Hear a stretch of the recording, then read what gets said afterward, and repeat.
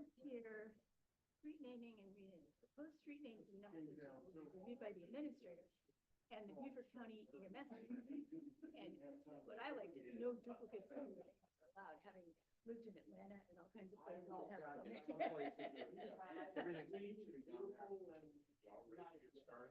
Yeah.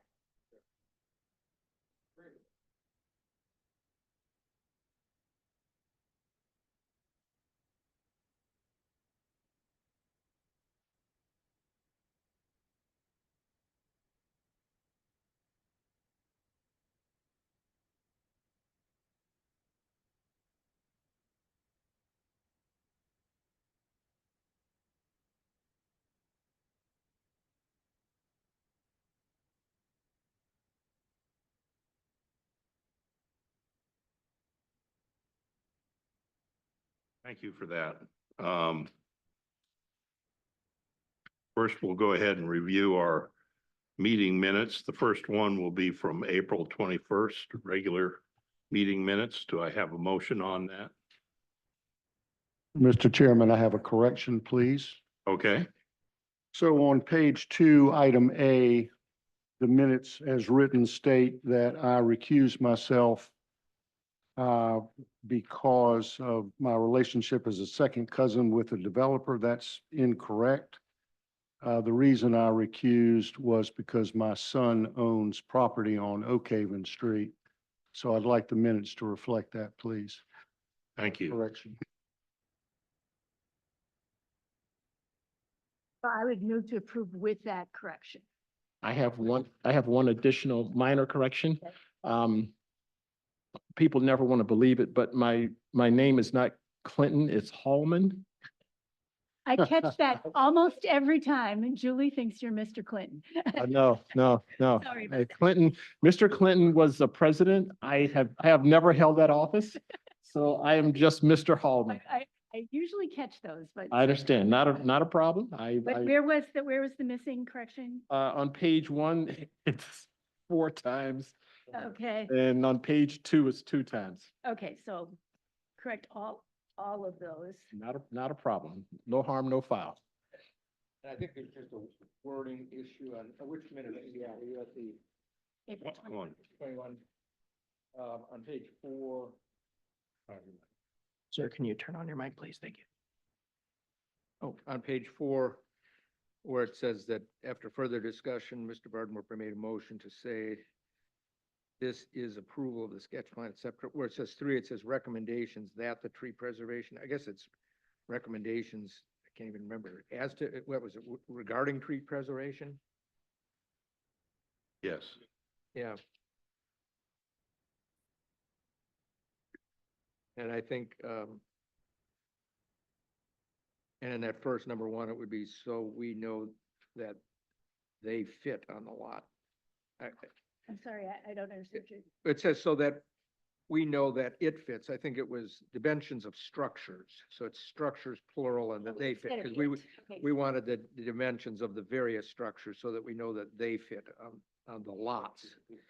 Structures fit on the lots, yeah.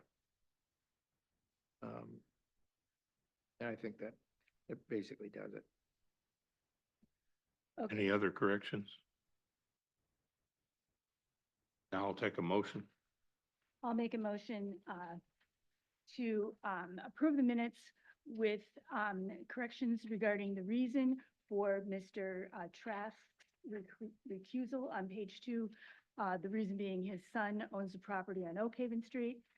To correct all the Mr. Clintons into Mr. Hallmans on pages 1 and 2. And also to make the corrections Mr. Bardenwerper noted in the middle of page 4. One should read building materials and dimensions of the structure so we know that the structures fit on the lot. And number 3, recommendations regarding tree preservation. And I have written these down and I will hand them to staff so that they can easily make those corrections. Okay, I have a motion. Do I have a second? Mr. Hallman seconds. All in favor of the motion, please signify by raising your right hand. And that's unanimous. That's approved. The minutes from the work session on May 12th.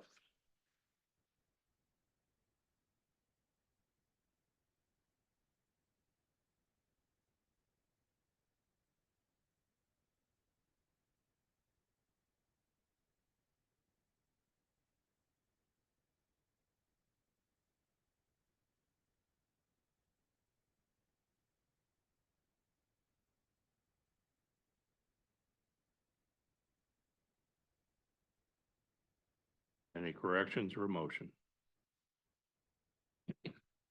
I'll move to approve.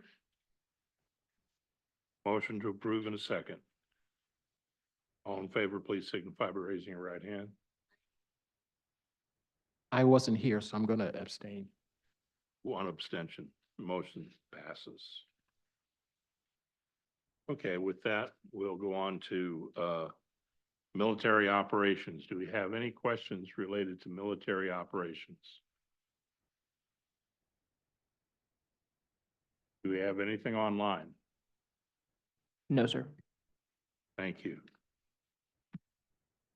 With that, we'll move on to new business and we'll go to the code development changes for chapter 5. Pardon?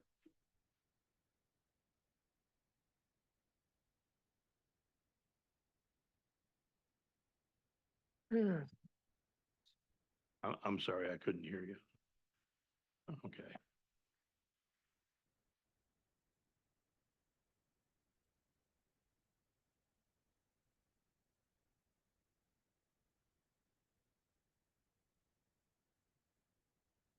Good evening, Mr. Chair, members of the Planning Commission. Next item on your agenda is listed as road naming process. This is a breakdown in communication. It's my fault. I had prepared a memorandum that you have in your packet for City Council in a previous meeting to go over what that process was. That was meant to be a part of an addendum to a memorandum that would come to the Planning Commission, which I have a hard copy of here today. But all you have in your packet is that. If I may approach. They do have the whole thing? Okay. No, this was one that was attached to that. If I may approach. Thank you.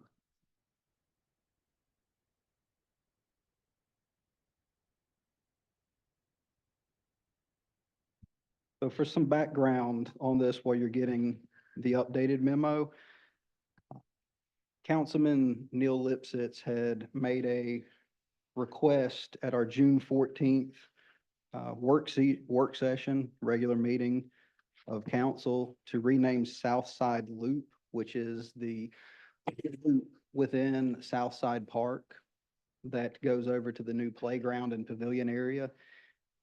He had recommended renaming that loop. It is a city street in honor of retired Beaufort Public Works Director Clayton Cooler. Mr. Cooler served the city faithfully for 45 years, and the proposed renaming sought to recognize his legacy, particularly in his role in the obtaining and maintenance and stewardship of city parks and infrastructure. It received significant community support. His son-in-law was present at that meeting. And that's what started us looking into the road renaming process. While we were going through all of that, Brittany Bishop with County Engineering Department brought the Airport Road Junction project back to our attention. That was a project across from Walmart on Ladies Island. It's a loop road, which on the memo I just handed you, there is a map of on the very last page. And that was a 2018 sales tax referendum project. It was completed last year. It was a county project that was handled completely by the county, and then the city took ownership of the roadway last year. We didn't realize the county had not formally named the roadway when we took it, so DOT had reached back out to the county to let them know that we needed to formally name that road. Throughout the life cycle of the project, It has been referred to on documents as either Airport Frontage Road or Airport Junction Road. There's no real consistency to exactly how it was named.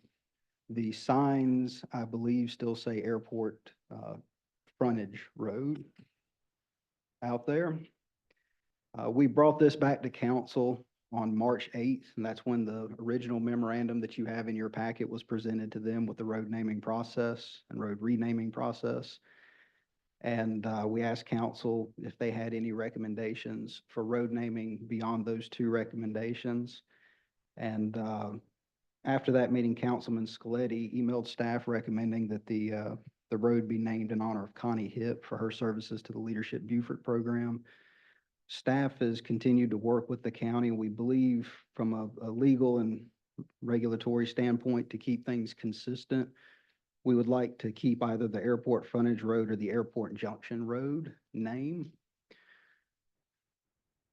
So that's the background on how we got here to you. So JJ. Yes, ma'am. Your staff is recommending not to rename the roads? Is that what I just heard you Nope. say? So it was never formally named through the legal process. It's been known as either Airport Junction Road or Airport Frontage Road. And our recommendation regarding that roadway is to have council formally adopt by ordinance one of those two names, whatever the planning commission and council believes is most appropriate. And again, I think Airport Frontage Road is what the signage currently is and the majority of documents have. So just for consistency's sake, that would most likely be the easiest route.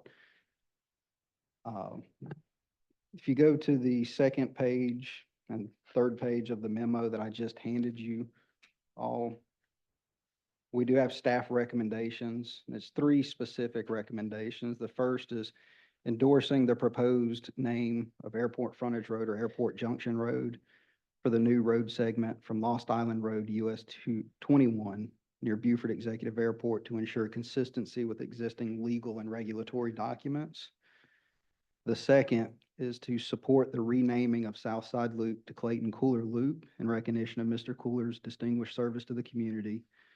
And the third is to issue both of these in a formal recommendation to City Council to proceed with a public hearing and the adoption of an ordinance implementing these changes. So if the Planning Commission supported the recommendation from staff, we would have to schedule a public hearing. The earliest I would be able to do that is our July council meeting. And there would be a public hearing and a first reading of an ordinance to adopt 2 different ordinances and 2 different public hearings to adopt each of these road names or change the road name of Southside Loop. And then after the first reading and the public hearing, then we would come back for a second reading with additional public comment. So it would be August before we would actually make these changes official. And again, in the original memo that you do have or did have in your packet, which is also attached to this one, it lays out the legal and statutory framework that requires road naming to go before the Planning Commission or recommends that road naming go before the Planning Commission under the South Carolina Comprehensive Planning Act 6-29-1200. And that those be discussed at a public meeting and then a public hearing to be held either in front of the Planning Commission or the City Council prior to formal adoption. Does the Planning Commission have any questions about the process or how we got here? I know that was a little convoluted and I apologize for not having that memo in your agendas for you to review before the meeting. I find it all very understandable. I don't have a question about process. My one question is the memo that you just handed to us in paper, was Yes, that part of the documents that were made available electronically to the public in advance of this meeting? they were not. Do we have to do that before we take the step that you're asking us to take? Not for the Planning Commission. All of this would go into the public documents before the public hearing, before the council. So why not? So what you're saying is you're just giving us a piece of paper that none of us have seen until right now. What's your justification for that not having to be put in a packet that was available to the public before this meeting? Well, it's background material. You do have the original memo that outlines the process and the legal authority, the steps that were being taken and what the ultimate recommendations. So you're saying that background material doesn't have to be made to the public beforehand? It does not, no, sir. Not all background material. It would be no different than a member of the public coming to speak at public comment and handing up new materials to you and asking that they be adopted as part of the minutes or the record. So you're no different than a member of the public? No, sir, we should strive at all times to have all of these. That's my only concern is I wouldn't want anybody to pick at the fact that it wasn't provided with the packet electronically before this meeting. This sounds like a potential procedural issue that somebody can raise later in the process. Other commission members are welcome to speak up about it. I just have a concern about you handing us something at the meeting that wasn't available to the public beforehand. Nobody may ever care, Mhm. but I don't get a warm fuzzy from what you're telling me about why this is okay. If nobody else is concerned, I just wanted to say something. I'll just add, Yes, here's sir. why I think what you're doing is probably okay. You know, there are functions that we undertake where we do hold the actual official public hearing, like on subdivisions. Mhm. On zoning map amendments, for example, the city council holds the official public hearing. We just hold a public meeting. Now, in our code changes, we've recommended to city council that they give us the authority to hold an actual official public hearing in the future on that, so that they don't have to if they don't want to. On this matter, I don't think it requires a public notice and hearing per statute or code. That is. And the city council is going to take care of that. So I think you're right, Mr. Holman. It's always best that we go through all of these steps the way we do in all of our cases. But I guess you guys are in sort of a little bit of a matter of wanting to get this thing done, and I don't think we're violating any laws to do it. I believe we are, after speaking with the city attorney about the process and Kurt and just my experience with these processes, I believe legally we're fine. But I do agree with Mr. Holman, that is a general best practice. If this was information that was required by statute or a code to accompany an application or documents, supporting documents for any sort of statutorily or ordinance required processes, then yes, we would say table this matter until a date certain, the next meeting. But again, with this, reading the Comprehensive Planning Act, the Planning Commission is just making a recommendation as to whether the council should hold a public hearing and proceed with these options. Does that make sense, sir? Absolutely understand. They already have that, yes, sir. That's all the changes. Yep. So JJ, I did have another, I agree that it would have been nice to have this memo in our packet. That's the way we are trying to do things. Yes, in ma'am. For the planning commission. But it is on our agenda, under 7B as a discussion item, and it's labeled road naming process, which is a little hard to tell exactly what you're going to be talking about from that listing on the agenda. So while we're on the topic of best practices, maybe we would rename this road to that. And Yeah. name, that would be helpful. But one thing I didn't see in the old memo or the new memo, and correct me if I'm wrong, is I did not see an email or anything from the Beaufort County EMS saying this is fine with them. So The code, in the current code, it's 7.2.2.f says that agency, in addition to the administrator, Yep. has to sign off. So before it gets to city council, maybe we could supplement and have something from them saying, Yes, ma'am, there would be a checklist that would go to council with the public hearing, listing all of the county and state organizations that have been contacted and made aware of the public hearing. And again, the inclusion or lack of inclusion of the updated memo is my fault. I take full responsibility for that. And if the planning commission has concerns with moving forward, I would have no problem with, we can go ahead and make notice of the public hearing, because it's going to require at least 30 days notice for the July council meeting. And we could add this back to your agenda if you do have a June meeting. Yeah, so if we have a June meeting, we could go ahead and add this back, specifically stating renaming of Southside Loop to Clayton Cooler Cooler Loop, and the naming of Airport Junction Road, and then doing the formal adoption at that point. I don't see any reason we couldn't do that, just for the sake of transparency, if this board wanted to do that. Yeah, Unless, I guess I think that probably would be a good idea. The way I understood you when you presented this to us was that we would be approving procedure here, not necessarily having a public meeting. Yeah. uh, It was Relative to this. twofold to kind of clarify the procedure and the process, because this hasn't been dealt with in quite a while. And originally it was supposed to have this 2 road namings.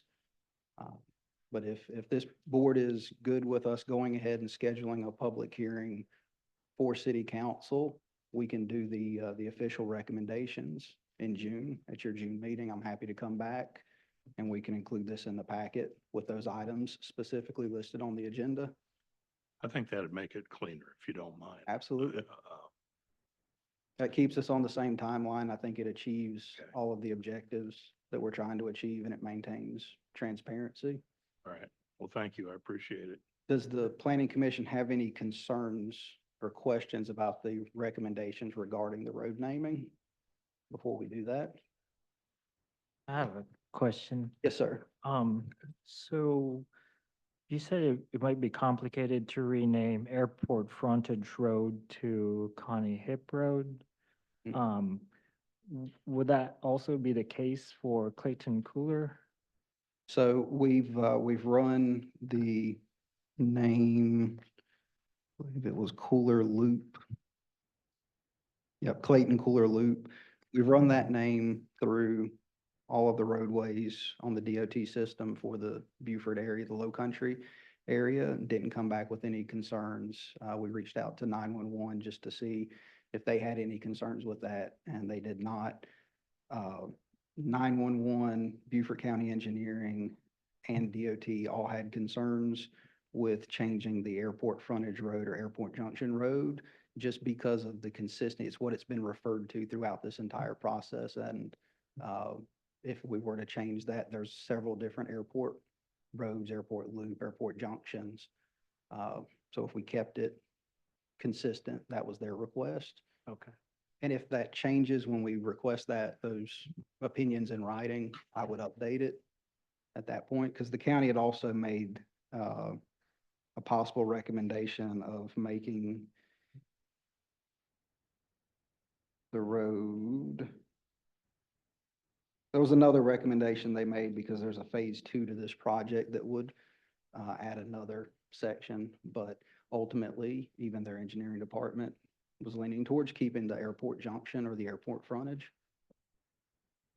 Just curious, Yes, a sir. lot of cities have adopted the practice of making sure as you go through an intersection that the continuing road goes by the same name as you Mhm. continue through the intersection. Yeah. Because it's really confusing to people when they look one way and the road is named one thing and they look to the other way and it's named something else. Do you all not follow that practice? This is my first road name. Okay, I just was curious. That was the whole reason we ended up having to look into this, but yes, sir, in the upstate and in Western North Carolina, we did try to standardize our road names as much as possible when it was a new roadway. People were very particular about existing road names, but anytime we added a roadway, we tried to make it either an extension, a loop, Yeah. something that It's tied back to the It's just a original good way road. of doing it. Otherwise, sometimes you get some cities, you get to an intersection and every leg is named something different. And it's just strange. Yes, sir. All right, as long as the emergency services people can follow it, I guess that's the most important thing. Yes, sir. Any other comments or discussion? Only that Clayton Cooler was a most dedicated and wonderful man. And I think the notion of naming the loop around what was the former wastewater facility for the city of Beaufort, that he would be quite tickled by that, since he was very embroiled in all of those doings. So that would be quite an appropriate name in my view. All right. Well, All right, well, thank you. yes, We'll sir. see Thank you. Again next month. Absolutely. Thank you. Okay, now I guess we'll proceed on to section 5 of our code. Would you like, just a recommendation, would you like to change the agenda to hear the annexation real quick? Yes. Yes. I think you all have to vote. for Yeah. that. Yes. Okay. Let's go to that. Mr. West Table, Christopher, this is you.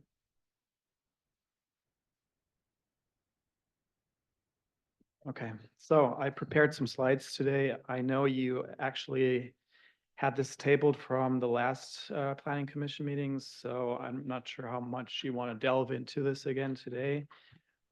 Just some slides. The location you see on the map here is on Trask Parkway across from the new hotels near Paris Island Gateway on US 21. It's actually located adjacent to an existing Howard Johnson hotel. It is in a donut hole, so the property itself and adjacent on the east side of it, next to it, are residentially zoned within Beaufort County. So across the road, we have T5 UC/RMX zoning. We have the Howard Johnson Hotel is in the city of Beaufort with the same zoning district. And going down Trask Parkway, we have that very dense T5 UC/RMX zoning as well. The county zoning map looks like this. It's currently zoned C3 NMU, which is a medium density scaled residential district called neighborhood mixed use within the county zoning map. The applicant has actually came to a TRC pre-design meeting on March 18th with a request of having a restaurant business in place of the former Greyhound bus station, which is still existing on site.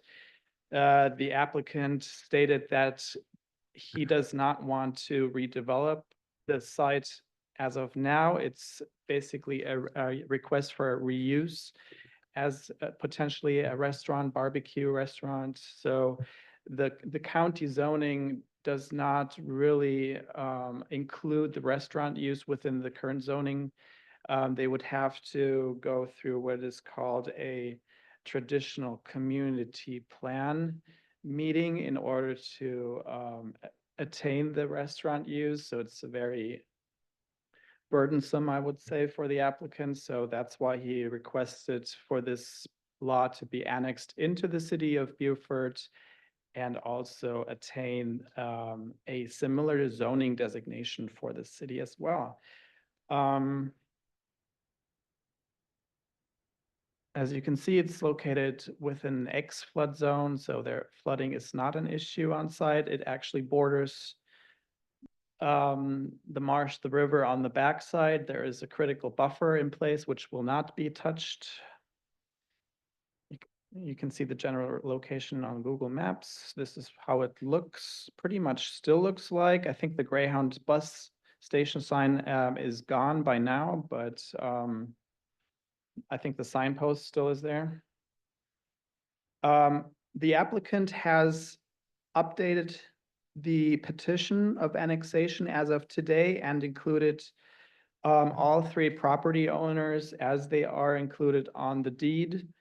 So that is Colden R. Batty Jr., that is Susan B. Stansel, and Willie Mack Stansel III. So all three are now on the petition with their signatures in place, as it is also described on the deed. And I've actually also handed out some updated packets for that include the plat that was submitted and county tax record showing all three property owners as well.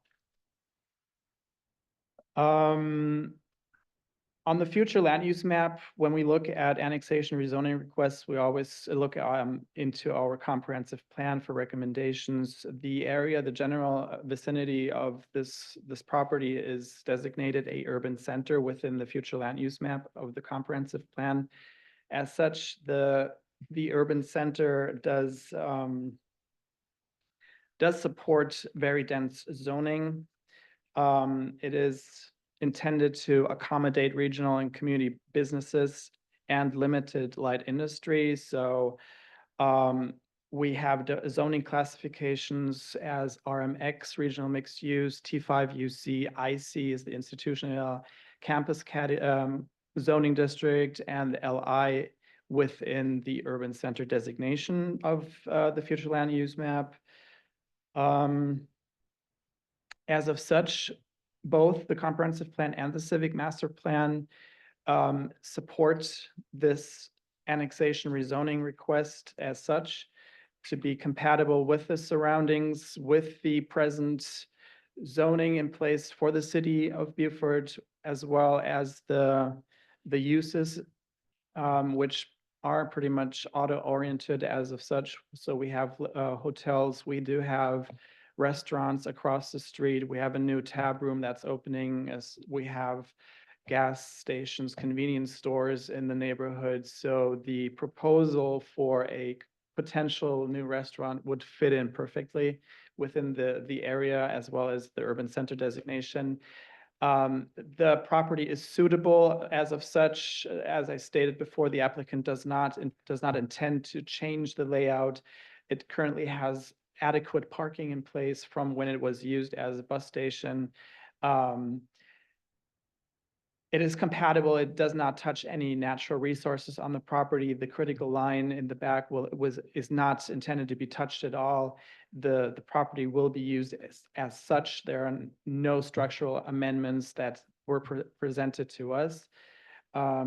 Marketability of the property that would be affected is, in this case, very positive. The currently vacant building would be reused and would be put back in a commercial use within a very suitable area. The applicant is working with possible tenants that were looking at a possible other location on Boundary Street for their barbecue restaurants. So this would be a very positive location for such. Availability of infrastructure, including road, sewer, water, stormwater, are all in place. So our final recommendation is to approve this annexation into the city, and the zoning request we recommend to align it with current zoning, which in the neighborhood is represented by T5 UC/RMX. Thank you, and I apologize. I needed to ask the commission to go ahead and take this from the table before we got into this, since we tabled it last time. We all agree. Aye. So I just need a motion in a second. So moved. Thank you. We'll handle the rezoning and the annexation separately, but we'll deal with both of them at the same time. Do we have any questions of staff? I have two questions. Question number one, on the staff report at page 5, talking about availability of road, sewer, water, and stormwater facilities, it says yes/TBD, to be determined. Do we know, as we sit here right now, whether the sewer, water, et cetera, that is hooked up to the old Greyhound building would be suitable for barbecue restaurant? When the applicants came to the TRC meeting, we asked the question, is water in place? The question was asked to be referred to Jasper Water and Sewer Authority. There is an active account for water, so water is there, yes. At the at the point of the TRC, the applicant didn't know about the sewer connection. And you can ask them yourself, but I believe that now they're in talks of getting that in place with Beaver Jasper. Currently, there's a septic tank system in place, so that might be a potential problem if it comes to restaurant use. They might have to install like a grease trap or something like that.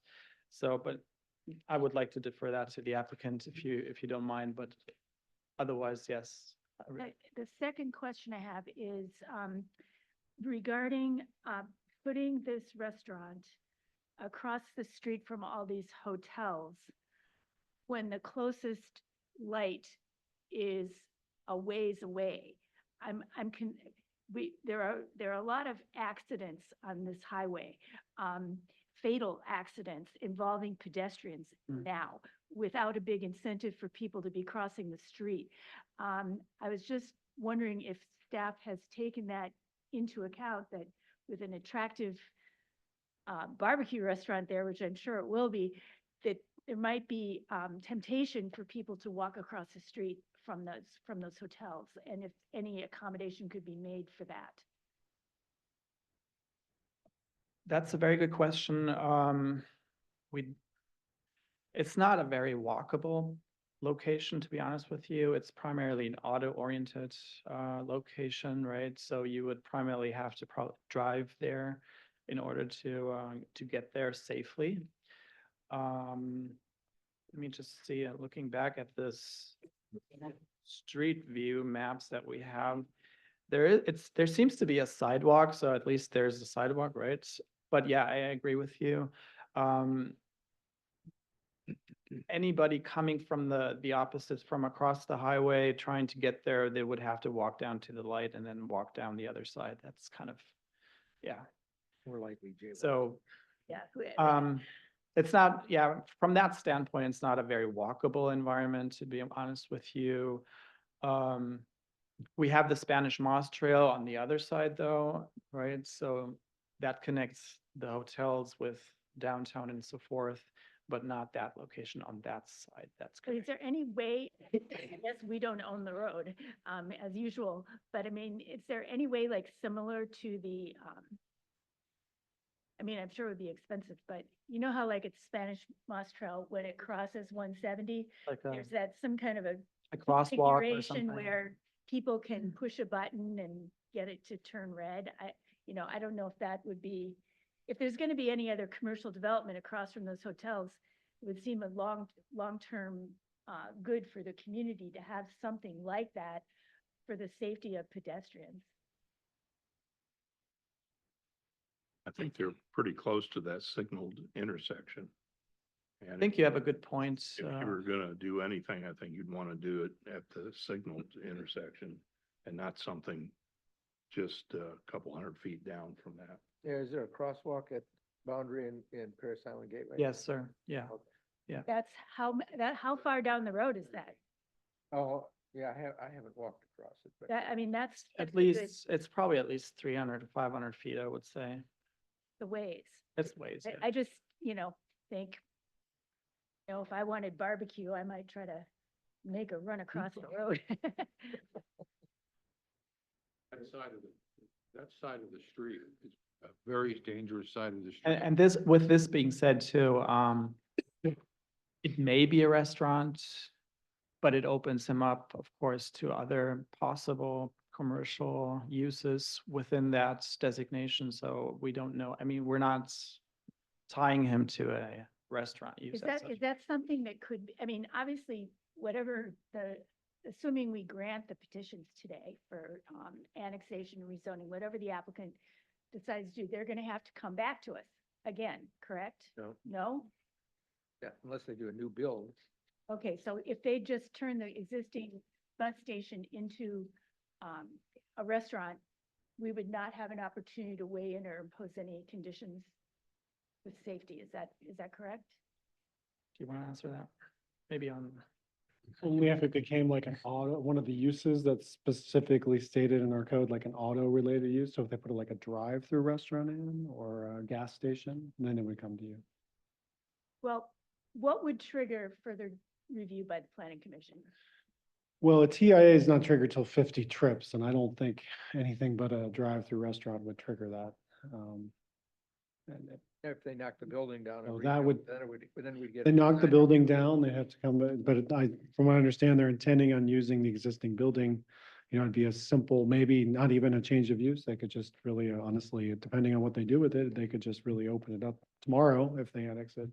It's a commercial use, and maybe just some small changes with the carryout restaurant that they were talking about. But it wouldn't trigger a TIA or really much at all, maybe some landscaping improvements and that's Would be it. a carryout restaurant versus a. Well, again, I think the important thing is that he's trying to bring it into the city, so those options are available. And so a lot of those options are not available in the county, and I think he's looking, and I think, again, you should direct that question to him. He's looking at a number of tenants and, we would allow this in one of these two districts, whereas I understand the county would not. And so almost all commercial things we would allow. The only way you would see it is if it had an auto-related use or he knocked down the building. So if it would still have to go to staff, even if we don't see it. Yes. So the question is, would staff consider looking at that safety concern depending on what, if there's a safety concern? Well, it's a state highway and I mean, it wouldn't be appropriate there to put in like a hawk. I think that's what they call them, signal. So it would, as I think Mr. Tomey was stating, there would have, the recommendation would be further down the street at the signalized intersection. But I mean, I doubt, you can see that attached sidewalk is right up against the highway. So I don't know that there's the need right now, and that's not city infrastructure. So, I think Yeah, if you want I think- barbecue that bad, you'll probably walk down to the I intersection. think to speak to Kim's concern, this is probably an unlikely pedestrian location. The crosswalk there at Paris Island Gateway is difficult enough on the Spanish Moss Trail side. I'm not sure that there's even a pedestrian walkway going to the north side of the street. I think you're right. I don't think there is. There isn't. Probably visitors to this site would be auto users. I mean, I think that's the way it would be logically. And I think there's, the street frontage is fairly straight. It seems like it would work fine for that use. As to the question of the sewer, I think the question is whether or not the commission and the city supports an annexation absent a guarantee of sewer at this time. I don't personally have a problem with it because they can, if they were to try to change it into a restaurant, they couldn't do so. They couldn't get a permit to do so without making arrangements with Buford Jasper to secure sewer. So another use might be more immediate, but I don't have a problem with it personally. I would just add, with the discussion you've had, and since, it's a state highway, and et cetera, and I think we've all seen that this is probably not a major pedestrian or, even though it's zone urban center corridor, it's really more auto related. So I think an RMX zoning district, if the applicant would be willing, might make a lot more sense because, I mean, with the way the building's set back, I don't know that we really want a building up against Highway 21 right there as a T5. If this redevelops, to be perfectly honest, it wouldn't be consistent with the rest of the street until you hit really Boundary and 170. And even then they're set back a little bit. So I just think that might be something to pose to the applicant. I know we recommended T5 UC/RMX. I think, we have some concerns about that split zoning and maybe it would be an idea to just give him RMX, which is to his benefit because, really that's consistent with what he's got here. And it doesn't really call into play all these questions about pedestrian access that I think, are problematic throughout a lot of our other zoning districts and properties. So. Yeah, I totally agree. I don't think we should be doing dual zonings like this. I think, and I do think after reviewing the application here, that RMX is probably a much more appropriate zoning for now and in the future. I agree. I agree. Just as an FYI, I was just looking at the IT manual. sit-down restaurant. I think it might actually, depending on the square footage, might actually be over 50 trips in the peak hour, so we might get a look at it, Kim. There is a hotel next to it, so I mean, people staying in that hotel wouldn't have to drive anywhere and just walk next door for food. So, Yeah. My concern is the 3 hotels that are right across, the street. across the state highway. Yeah. I recognize your concern, but I honestly don't think people walk anywhere really anymore. They would get in their car and go if they were at those hotels. I would be stunned if they were walking anywhere other than to their car in the parking lot, but that's just me. Is there any provision in the code that discusses the use of a septic system versus sewer system in regard to a eating facility? Not in the city code. I don't think that, because it is more a state issue and it's more of a state regulatory issue. State when it issue, come- yeah. So, but and you can ask the applicant, but they are willing to work, I think, and they are, I think, in the midst of applying for a sewer connection with Beaufort Jasper Water and Sewer. So, they know of the situation, and it needs improvement, but, But the city of Beaufort doesn't have any requirement, or code requirement not, vis-à-vis do we the have septic a system and a sewer septic, system for a restaurant. but That just doesn't Beaufort sound Jasper's kosher. gonna force them to hook up to sewer, because they're. I'm sorry, I can't hear you, Kurt. What? Beaufort Jasper's gonna force them to hook up to sewer, but again, I would just, as Christopher was saying, just ask the applicant, because he's, and there was some complication whether it was being served by Howard Johnson, because it was owned by the same owner, or that was where the sewers was going. So I think I'd ask them, the applicant, that issue, but again, I think to Mr. Trask's point, we would not allow them to redevelop this unless, nor would the sewer authority until they get the sewer connections. But it's there, it's right there, right? So there's no concern, the infrastructure is there. The connection just either needs to be made or fixed between it and Howard Johnson. Is Howard Johnson connected to city sewer? Yes, well, it's not city sewer, we don't own it, it's Beaufort Jasper. A real sewer versus a. Yeah. a So I think, again, I talked to him about that, but, again, I think it might have been served through the Howard Johnson sewer, connection, actually, because it was owned by the same person 50, 60 years ago when it was originally developed, so. Just, Why don't we open it up to the applicant, and then we can come back to the board. So if the applicant would like to come forward and make That's any nothing, sir. statements or presentation. Mr. Chairman, thank you, Commissioners. Thank you for allowing me to come back here again and discuss this. Couple, And can you state your name and address and please sign in? Willie Mack Stansel III, 58 Governor's Trace, Beaufort, Paper South up there. Carolina, 29907. You have paper up there to sign in on? Yes, Yeah. sir. Yes, okay, sir. good. I do.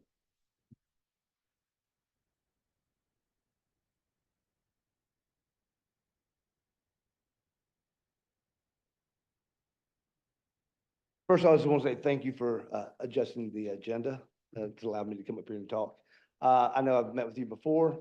The one thing that we talk about and we hear is the restaurant. What I'm asking is to be annexed into the city for multiple uses. I'm not sure what tenant's going to come to my door to ask, to release this property. And that was one of the main reasons, because the county wouldn't allow a couple of businesses to come there. And so I wanted to come into the city for annexation to open the aperture for any tenant that may want to join our community in their business. I've got at least 5 or 6 different tenants currently ready to sign a lease and ready to go. With that being said, the restaurant that they've already applied, I think, with the city, and they've done a lot of work, and that's the leading tenant right now to put in there. Since our last meeting, what I've done is had the land surveyed.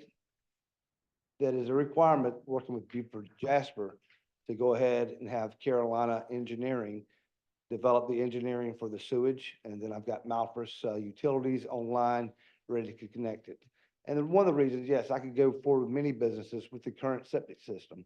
However, moving forward and being, a long-term owner, hopefully, I want to go ahead and get everything out of the way now. That's going to allow any tenant to come in and establish a business that meets with the current city permitting codes, what have you.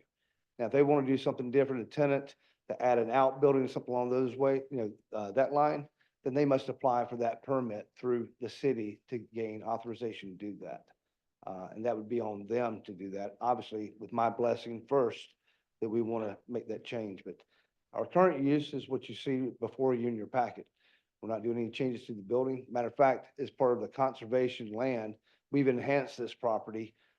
Previously, when I bought the property, my wife and I, from my father-in-law, pretty much, there was a homeless encampment in the woods behind there, the building in between there and the water.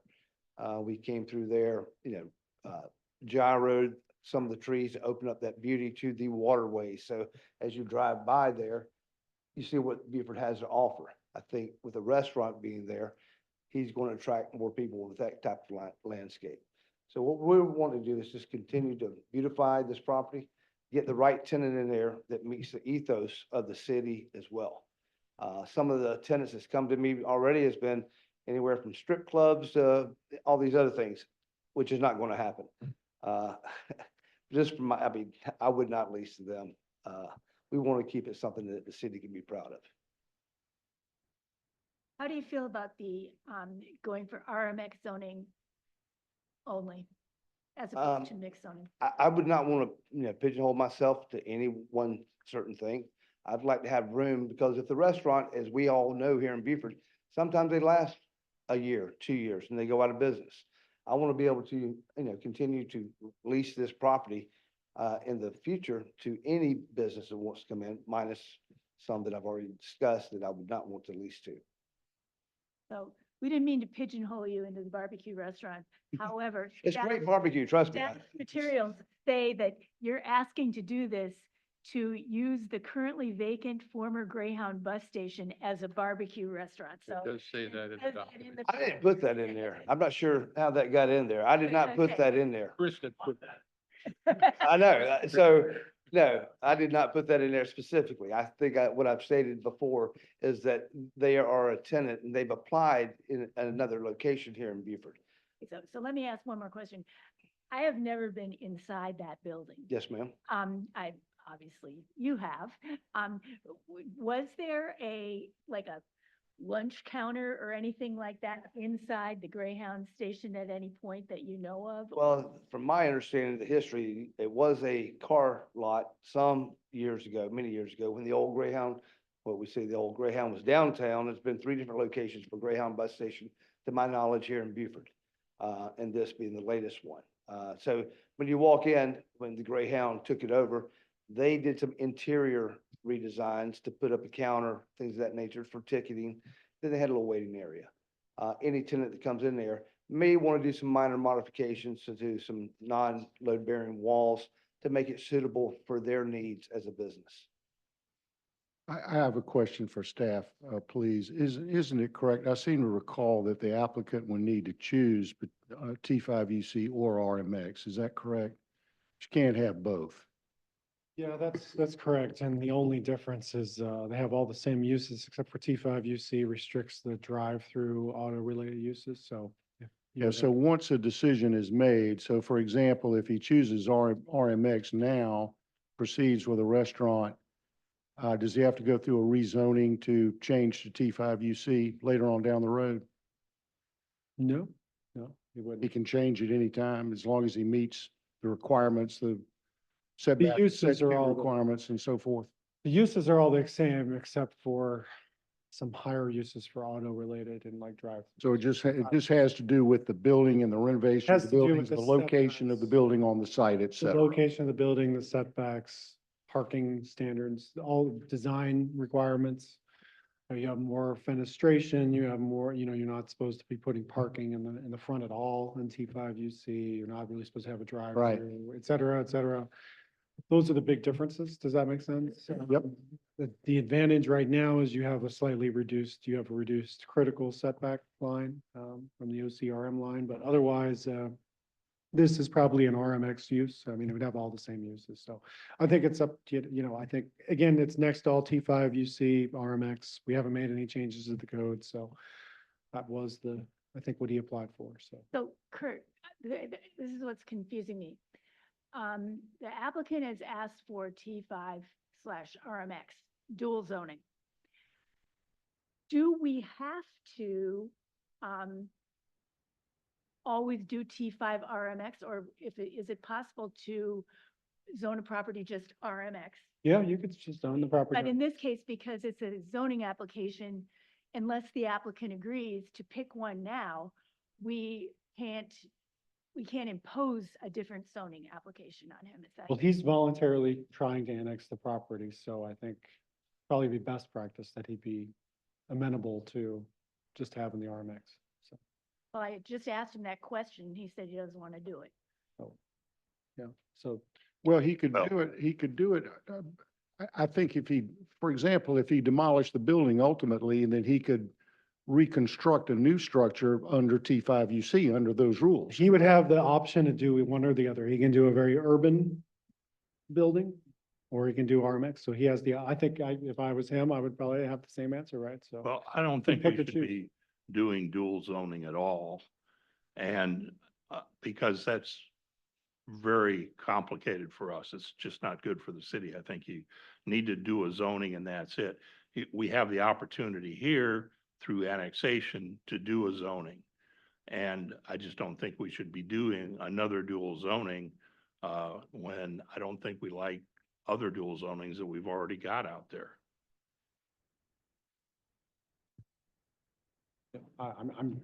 Again, Steph's not disagreeing with you at all. It's just, it's on the books right now, and that's what he applied for, and it's annexation is voluntary, so I think, it's up to you to make the decision. I see under permissible uses, you wrote here, retail and restaurants are permitted outright in RMX and conditionally permitted in T5UC. Yep, I think that's what we're trying to explain. T5UC is going to give you more restrictions than RMX for what you're asking for now. And maybe the better way to state this is that this commission plans on addressing the split zoning nature of T5UC and RMX in the future. So maybe that's how you need to address it, since Yes, I would say that's exactly right. the RMX would not have the conditional nature, so again. We've been talking about buffers on our code changes. Is that like a condition that we could put on this? Having a front buffer setback? Well, it would just go on it as part of the code changes, when they're adopted, yeah, so. Well, the RMX has a 60-foot I don't think minimum. we have anything on this section, actually, so. The RMX has a 60-foot, but where the T5 does not. And I think we'd have to, if this board decided to do T5, I think we'd want to, definitely want to have a 60-foot minimum buffer on that. Does the 50% rule apply under RMX as it does under T5UC? They're both the same. Both the same. So he's got a non-conforming structure either way right now. And so long as he uses it without exceeding 50% of the value of the property, he can make certain renovations up to that 50% level, continue to use the property. Should he exceed the 50% in renovations, and he would have to comply fully with the code, either T5UC or RMX. I believe I'm correct on that, but staff can correct me if I'm wrong. Correct. So I think you've got all the information, but you probably should open it up to anybody else that wants to talk on the matter.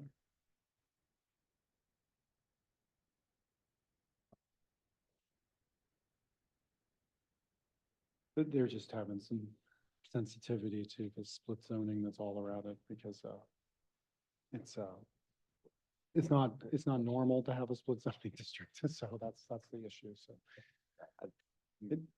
What does that mean? It means like the RMX is like a suburban commercial district, like you would usually see out here. Whereas the T5UC is like you bring the building up against the street. Right.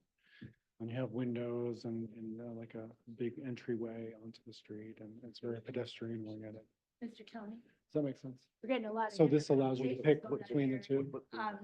Did you want to ask for more comments or something? T5UC versus RMX. Yeah, I'd like to keep our comments directed through the chair. T5UC restricts you on if we could. drive-throughs and auto businesses like gas stations. Um, Because the RMX would allow you to build what you have right now. It's better for me to go RMX. Yeah, but right now it's. But does the applicant have more questions for us right now? You can see where we are right now. You're asking to come into the city to be annexed. We're struggling with, doing a dual zoning. I don't think we should do that at all. And if you're trying to go for, a T5 versus an RMX, you might have some disagreement on the board. And we do the annexation first, but with an understanding of where the zoning is gonna go. So, approval or disapproval, is really dependent on where you want to go and what you want to do. And please forgive me, I mean, I read through this, y'all are much more well-versed than I when it comes to these different zonings.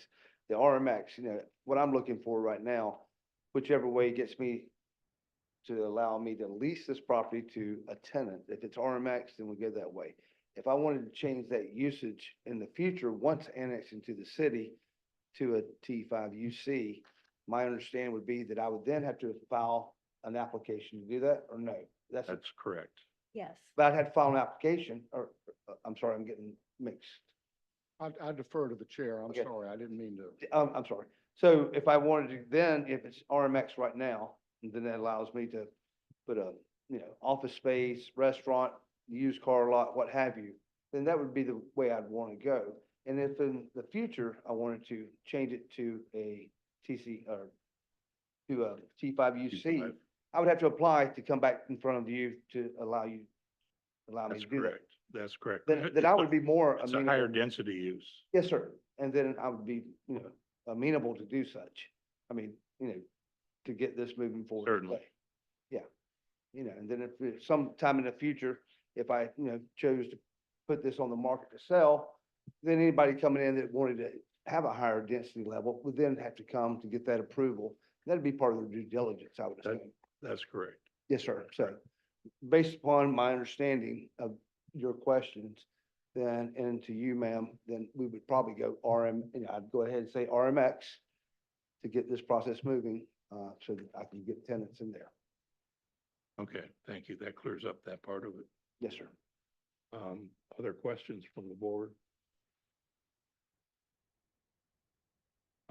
Kurt, do you have anything to add to that? I will. I just wanted to get through this part of it here first. And I see that you have, all the documentation from the other owners or part owners, that you've already submitted to us. Yes, sir. Okay. I'm gonna open it up to public comment, see if we get any, and then, ask you back again. Nice, sir. Thank you. So I'll open it up to public comment.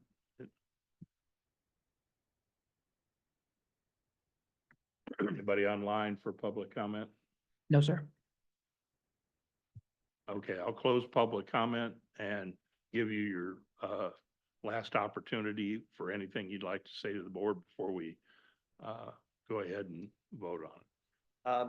Just thank you for your time and, entertaining my application. And, if there's, anything else that the board requires, the commission requires, I'm more than happy to get that to you. I think from our last meeting, the questions y'all had from me, I've taken action to answer those so that we're doing the right things for the right reasons.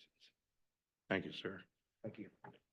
I would ask staff before we go into that, going back to that intersection, is there any possibility that we could ask the state whether or not a walkway might be able to be had across that intersection? That's a pretty major intersection, plus we've got the trail going through there. We got hotels on both sides, and it looks like, the possibility that we may have more development on this other side. Sure, we can ask. I think that'd be I a, think we all want it to be more that'd be a great walkable. It's just, idea. I think you're taking your life in your own hands right now with that attached sidewalk, so. Well, you do that, you're 3 feet. driving too. Thank you. Sure.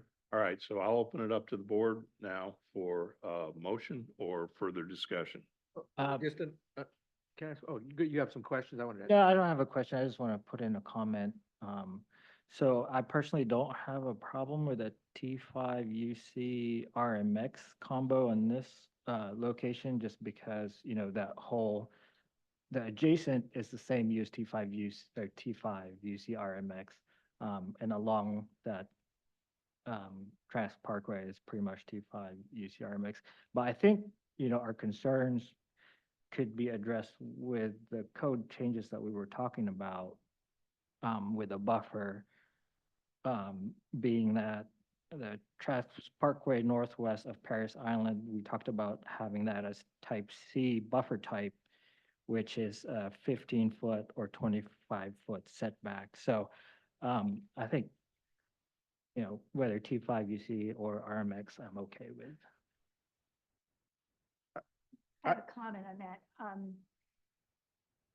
Any code changes that we haven't made, we don't retroactively impose buffer requirements on people. So it might apply to some other people down the road, but it would not apply to this applicant. But I do find it interesting, Benji, that you said that you don't have a problem with the dual zoning. The chair has made a comment about his position on it. And I'm not sure, I think Mr. Bardenwerper may agree with him. I don't know, but maybe we should find out before we ask the applicant to basically amend his petition and only ask for RMX, what everybody else thinks. Because apparently there is a difference of opinion on this panel here about dual zoning.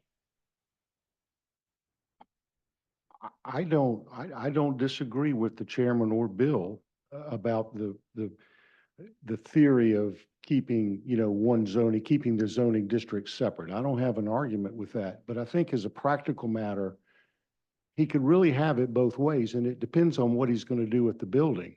You know, if he keeps it as is, then RMX is the logical zoning because it doesn't meet the set 2 and so forth. If he were to tear it down at some point in the future, he would have to rebuild in accordance with the T5 UC. So, but that's neither here nor there. I think the applicant has stated he's satisfied with RMX, and I think that's the way we should proceed, and I would support that. Any other comments? I'm open for a motion. We're doing the annexation first. Yes, I'm sorry, you're right. We're doing Are the we- annexation first. Well, then I would move that we recommend to the city council, based on testimony we've heard today and staff report, that we do recommend annexation of this property into the city of Beaufort. A second. Motion and a second. All in favor, please signify by raising your right hand. And it's unanimous. Now we'll move to zoning. And I would recommend that we apply the RMX zoning to this property, again, based on testimony we've heard today, the staff report and the discussion that we've had as part of this application. I would request, Mr. Bardenwerper, that you amend your motion to state that the applicant has, on the record here today, agreed to amend his petition for zoning to only ask for RMX, because the petition itself asks for dual zoning. Oh, that's fine. Do I have a second? Second. All in favor of the motion, please signify by raising your right hand, and unanimous. Thank you, sir. Really appreciate it. And we really look forward to barbecue. Anything else you need? Thank you so much. We're good. Thank you.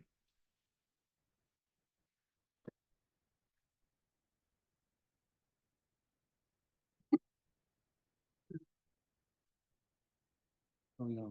Okay, we'll move on to, or back to section 5. Okay, so we have two sections, advertised for today. First is, section 5. So this is, kind of the landscaping, parking, fencing and lighting section of the code.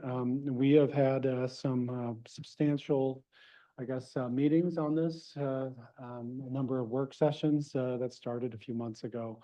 And then before that, we had a subcommittee that included, some members of, PTAC, which is like the, city's, kind of advisory tree committee. We had the, consulting tree arborist, for, the city. And also, the Coastal Conservation League, attended some of those subcommittee meetings as well.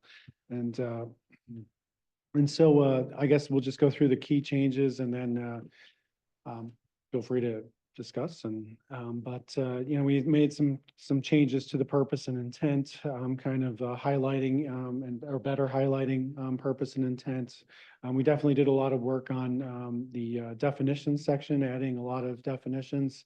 If you all remember, we included the certified arborist report, which was kind of stuck into an appendix and kind of, had that cleaned up from the arborist.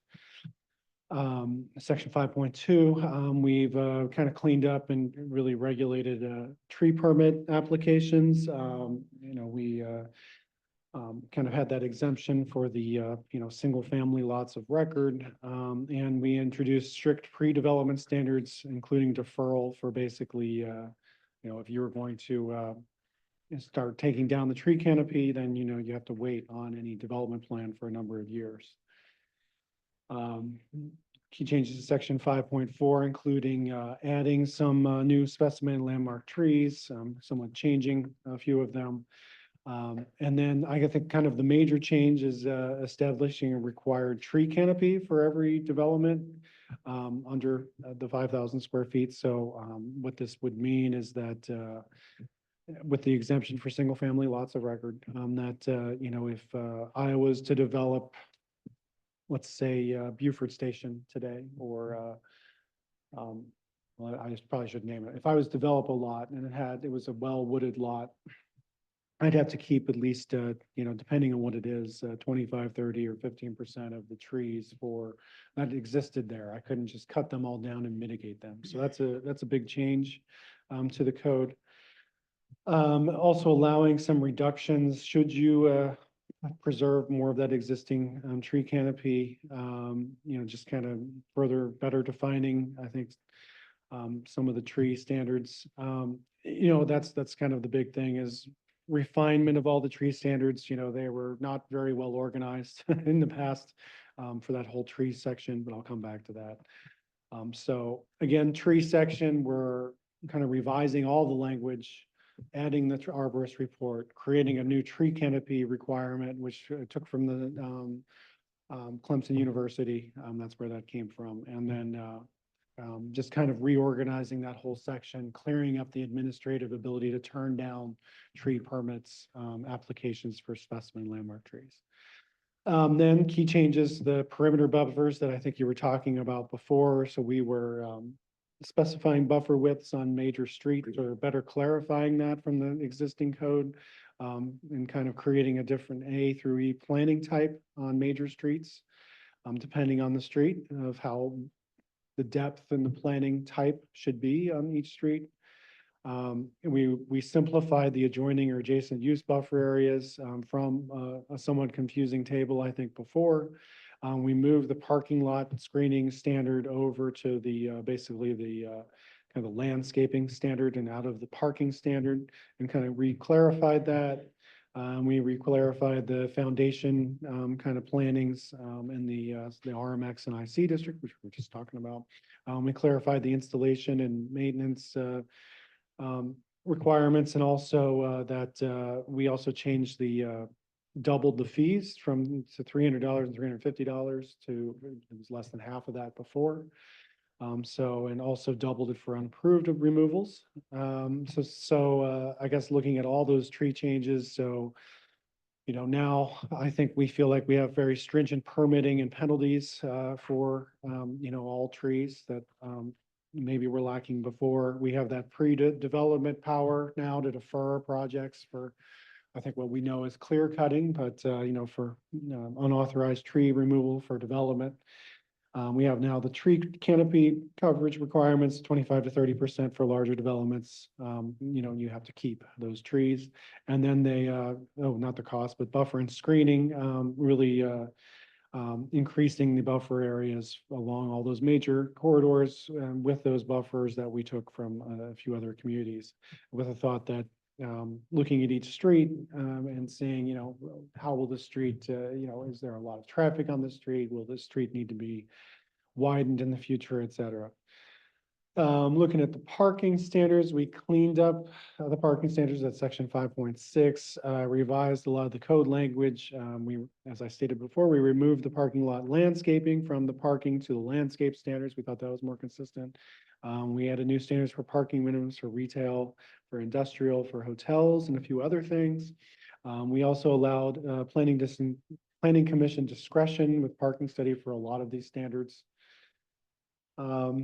Fencing, we took basically the fencing standards, since this was landscaping. We thought this would be the best place for it. Right now, it's in a small section in encroachments in chapter 2. Just didn't seem like was the best, just kind of a small reference to it. So now we have a whole fencing requirement.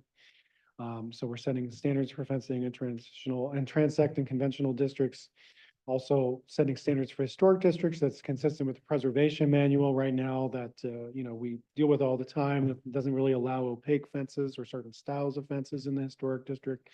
But just kind of putting that in the code, and then also prohibiting electric fences to only an industrial zone where we think they're most appropriate. So with that, I will stop. And again, this has been kind of a collaborative process with a lot of people, a lot of experts. And it was really, I think, intended to kind of address some of the problems where, where maybe we feel like the city's losing some of those valuable specimen and landmark trees, and, trying to really address how we handle that, address how we permit those things, how we penalize those things, and then just address some of the parking and fencing standards that really just need to be cleaned up. I had kind of a curious question, and I want to preface my comment by saying that I've been literally out of the country for the last 2 weeks. So I missed the last work section. But the reference to electric fences, is that truly a fence that's like electrified? So that if you touch it? Yeah, we have an instance that, we have an electrified, wire that is above ground, not, that, will do give we a even- shock to a person. Do we have any of those in the city? We do actually have this, someone has put one up, and that's why this has come up, and that's why we're proposing to prohibit it. My recollection was we prohibited electric fences, absolutely.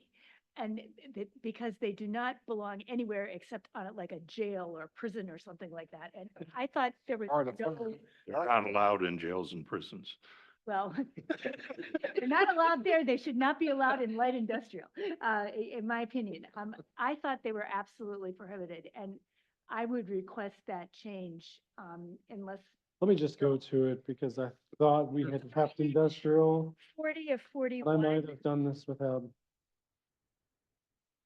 And also we Except had, it says except in the LI district, which is our light industrial district. right, I would remove except in the I LI. think if you want to make that recommendation, we can forward that on to the city council. So this is the time to do it. So that's the page 51 of 51. It says C materials C5. All above ground electric fences are not permitted except in the LI. So we'll just remove the except of the LI district. They make, small scale electric fences for like gardens, like, home gardens to keep like raccoons and stuff away. Would that be like part of this, or? Yeah, I think that would be part of this. That's the concerns that kids or other people can, But we did discuss pretty good shock the- there. the dog collar electric fence not being something different and that being Yes, allowed. that's why we changed it to all above ground. So that Okay. wouldn't, if you bury that That's a dog buried wire. wire, we would not care. We have Unless electric you fences did something on- crazy with it and had enough voltage that it was coming out of the ground, I guess. I Put don't some on your kids, right? know. Right, so- I've got Two questions, please. Do we have language to enable staff to require replanting of dead trees? Is that included in this draft, the final? We discussed that in the Individual work session. what? No, a business. Oh, yes, I could have put that in here, but, yes, we stated, we gave the, it's probably, what section is that? Is that So- section 5.5, I think? Okay, 5.5, we did empower staff to actually, I just want to make sure that's Require in there. I think that, that's really important. let's find it. Think. Which section is that, please? It'd be 5.5, installation and maintenance. Let's see here, replacement planning and mitigation, let's see here.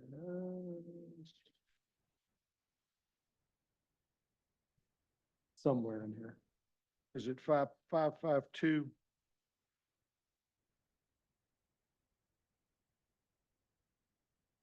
I'll find it eventually.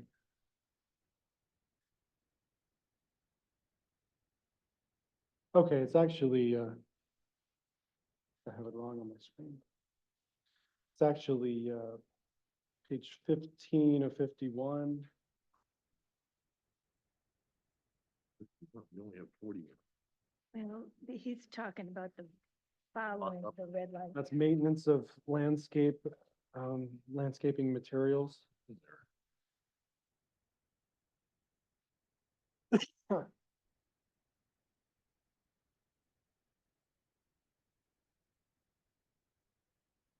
Shall be So yes, replaced. and then if it goes on to dies. page 16, so monitoring of compliance with landscape standards. So Right. 15 and 16.4, on page 16, there's additional inspections and the director shall inspect before.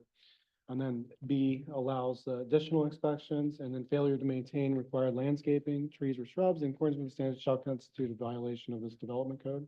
So that was the big change. Instead of doing that 1-year bond, we switched to a perpetual compliance requirement on, so page Right. 16 of the red line option, version 4B.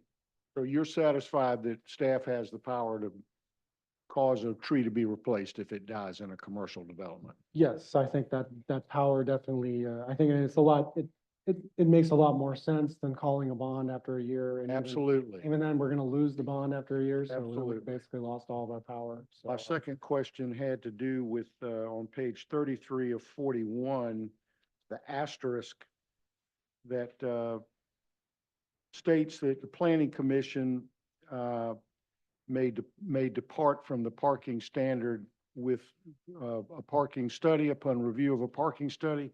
Where does that asterisk apply? Does it apply to everything? In the chart? Yeah. I thought we did for everything in the chart. So it wasn't clear to me how that applied. I think that was the intent. If that wasn't captured from the work session last week, we can definitely, if that's the will of the, That Planning would be commission, my I think- only other I think it's a good recommendation, catch-all. just to And make it clear. in the case, I think, Maybe we should make that a lettered paragraph or something, or. Well, put it- well, actually, I think we probably just ought to add that language into A on page 31 of 41. Just make that the last sentence there. That way it'd be very clear that it applied to the entire chart, I think. That makes sense. Paul, you raise a good point. I think just make it just move that asterisk sentence into the very tail end of that A, of 5.6.4A. If that sentence was moved there, everybody would understand that entire chart was subject to the discretion of the planning commission. Does that make sense? Perfect. I think you should include the phrase that the chart is included, is it under review? The sentence doesn't include that. I think that addresses your concerns that, like Benji's concern, like, hey, we're looking at these T5 districts that, we Put it should all allow there. less parking if that can be Right, I'm saying justified, that. right? So I think it agree was a with putting good it there. I'm compromise. just saying the sentence should include everything in the chart is under this, is. Right, which I Put think the it frame- does. I think, no, I think it does. He's just moving this. He's moving that, but the previous sentence, this thing Any other questions? The minimum. On any All part of right. this, All right, changes, yeah, just a couple, of course. of course. Well, I had a bunch lost. On 25, I'm looking at the clean copy, I guess, where it's mine, right, front buffer requirements along major thoroughfares.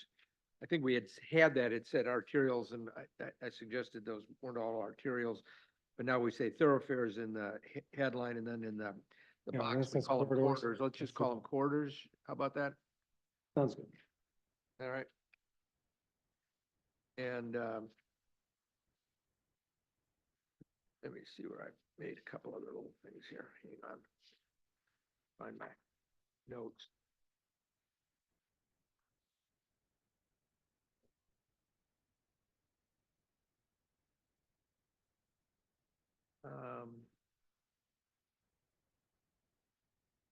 On page 18, we had some discussion about that,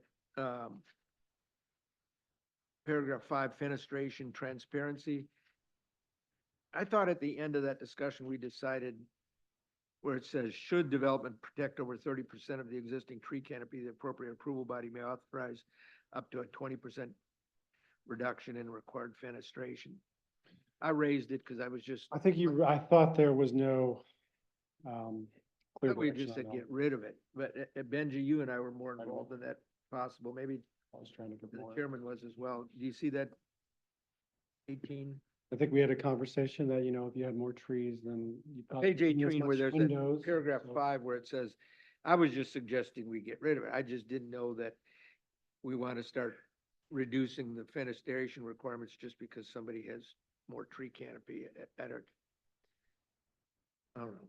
Actually, it might be reconsidered when that section dealing with fenestration comes back up. That's what you suggested. Maybe when we get to whatever chapter that's in 4 or something like that, we deal with it then. You want to strike it? That's right, that's what we talked. It's more appropriate there than Yeah. in the, To just- Landscape just the ordinance. limits. Strike that? Yeah, I think So so. let's take out number 5, so number 6 will become number 5. Yeah, So so I think the suggestion is take out 5 yeah, on page 18, but parking lot issue right. when we're dealing with the other. Yeah, I think that's right. section. I think that's where we're sort of getting at.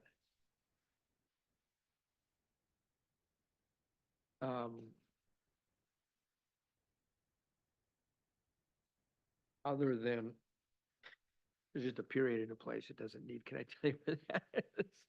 Okay, 5. Page 17, in the middle of that paragraph 2, after the word 5,000 square feet, when we edited that out, we never removed that Oh, whole yeah. period. Yeah. Just, We'll get rid of that period. otherwise, everything looks, Take out And the some period, period. is that what yeah, you it's said? just a Yeah. period in the middle of Yeah. that paragraph there. Otherwise, I have some comments or questions. Back on page 25, the type E buffer, did we decide that that's medium density or high density? Because I was thinking maybe that was high. what page again is that? Page 25, type E buffer.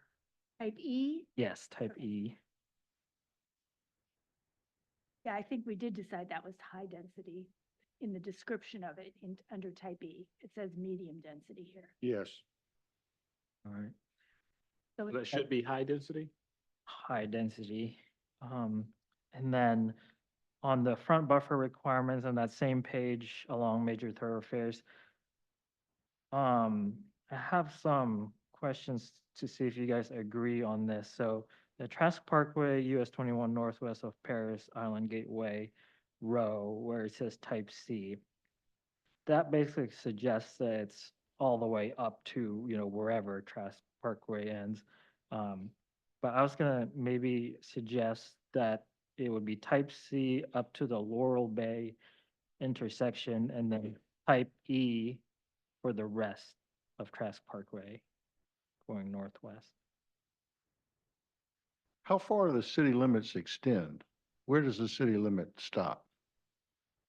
Oh, there's Clarendon Plantation.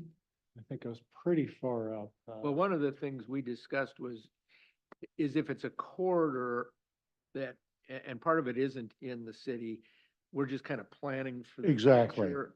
Because some of these corridors, they're partly in the county and some in the city, and it's not a land grab, it's just, in case we get a zoning like we did today, we want a regulation that's already in place, so.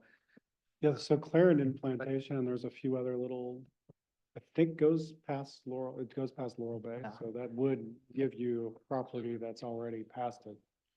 Benji, I'm sorry, state again your recommendation. Okay, so my recommendation, past Laurel Bay intersection would be the type E, which is the densest buffer that we have.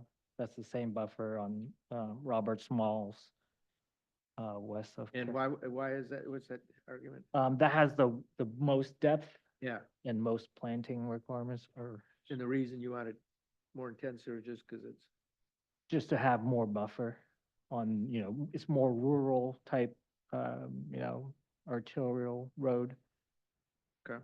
Then past Laurel Bay, what type would you go to then? So from Laurel Bay to Paris Island would be what we had discussed, Oh. would be the type C.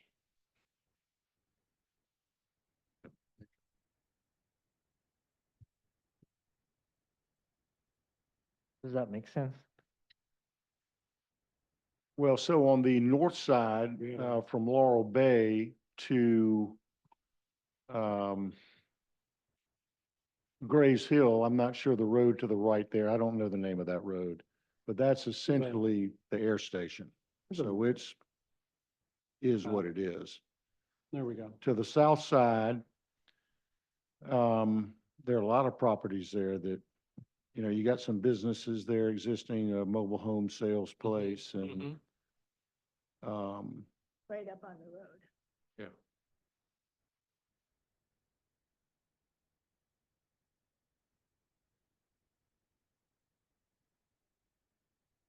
All right, so that, and that. Does anybody agree on that or not?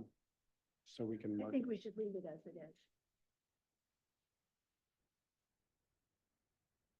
I can see his point because, he's saying like, we were just looking at, this would be type C with Willie not, this annexation, the Greyhound bus. And he's saying, basically, when you get to that bridge, then move it to the 50.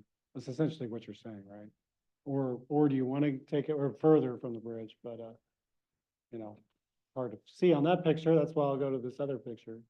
Is that what you're getting at? Is Well, it could be to the bridge, but I was thinking more towards the intersection. Yeah, which is, I can't Yeah. put a cursor on it, but, But I mean, I guess the see, bridge- which is right where the rest of the, the air base and the Clarendon kind of start. So I see your point, but that's not very, So the only thing that it would really apply to would be, east of, really- I think if people were annexing along that corridor, then they'd have a 50-foot buffer instead of a 15 to 25-foot buffer to the north. I mean, I think it makes some sense personally. You all don't, then that's fine. I'm just trying to think of everything that's out there. So you've got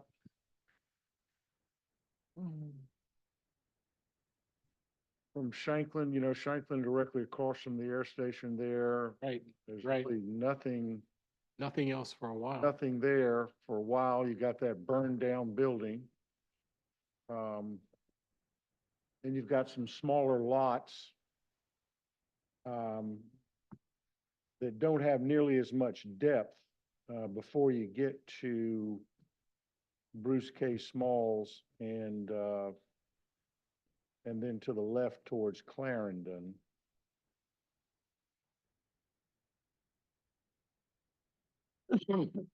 I mean, I don't think it really matters with the much deeper lots. I'm just a little bit concerned about those that aren't quite as deep that are existing already. Well, I mean, I'm good, whatever you guys think. If I could continue and you guys could keep thinking about it, because I'm gonna make the same suggestion on Sea Island Parkway, where we stopped our buffer, basically from Woods Swing Bridge to the airport junction, which is type B. But I was gonna suggest maybe we pick back up to a type E past the airport junction. I mean, I don't think there's any city properties past there, but if there would be, I'm thinking maybe that should be a type E buffer. I go along with that. Yeah, I think because we had, what do we have right now, B on that whole thing? Because of the depth of the existing Yeah. lots. Yeah. And we're not wanting development And- out that way anyhow, so. And then my last one on this page is, we have Sam's Point. Let's see, where was that? Sam's Point Road as type D. But we don't have Ladies Island Drive here, so I was gonna propose adding Ladies Island Drive as also type D. Yeah, I mean, I think there's a little portion of, the church and that intersections on, as in the city, so it would. Yeah, I think we just forgot about that. I think everything's pretty much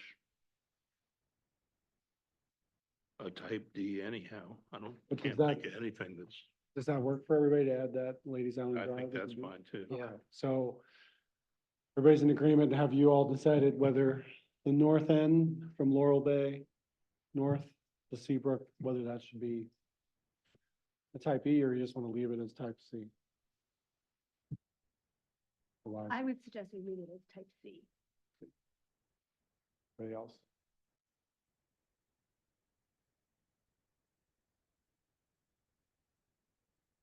Sounds like there's one for, one against.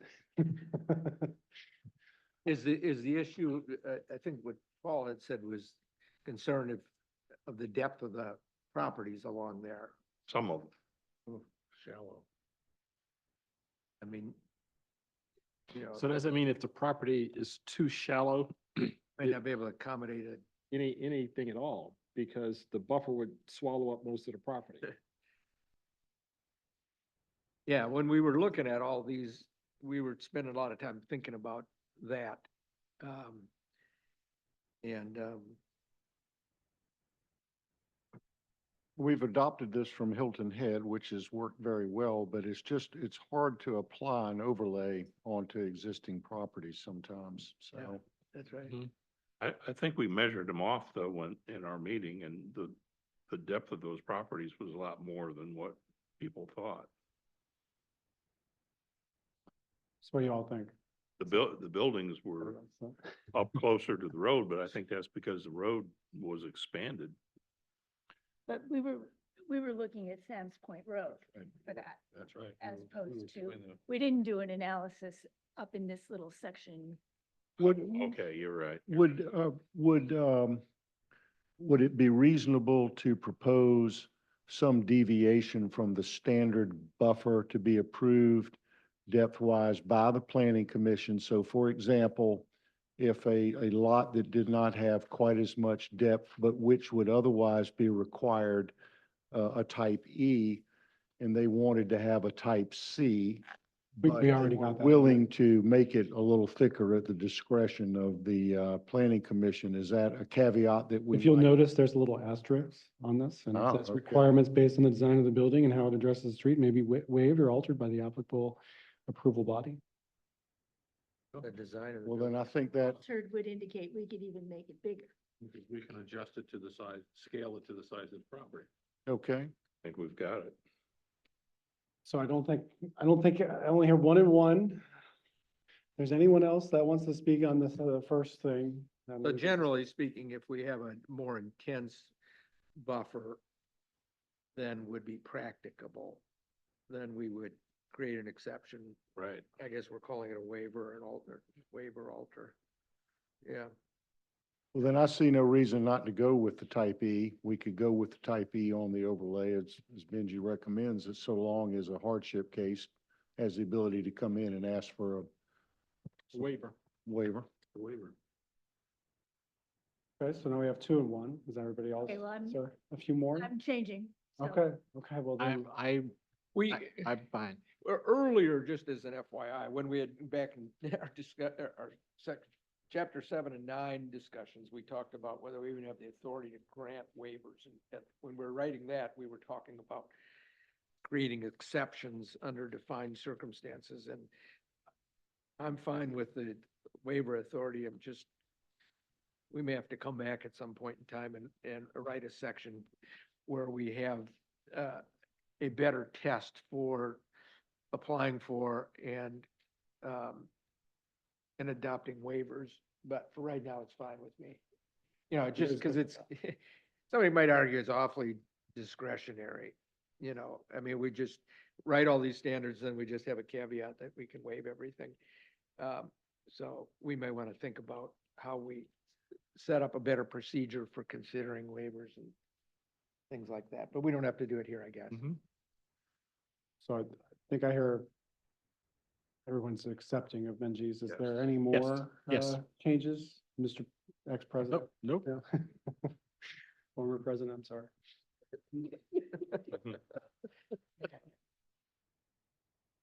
Okay, Looking good. thank you, Kurt. I think you just need a motion to recommend it with the proposed changes Yeah, listed here today. It might be easier for us to just pull those off of the minutes. I've wrote them all down on my paper, but putting them into a motion is. Do we need public comment on this? Yes.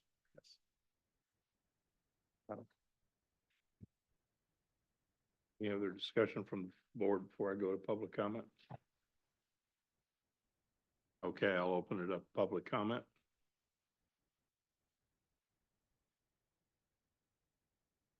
Hello, my name is Grant McClure. I work for the Coastal Conservation League.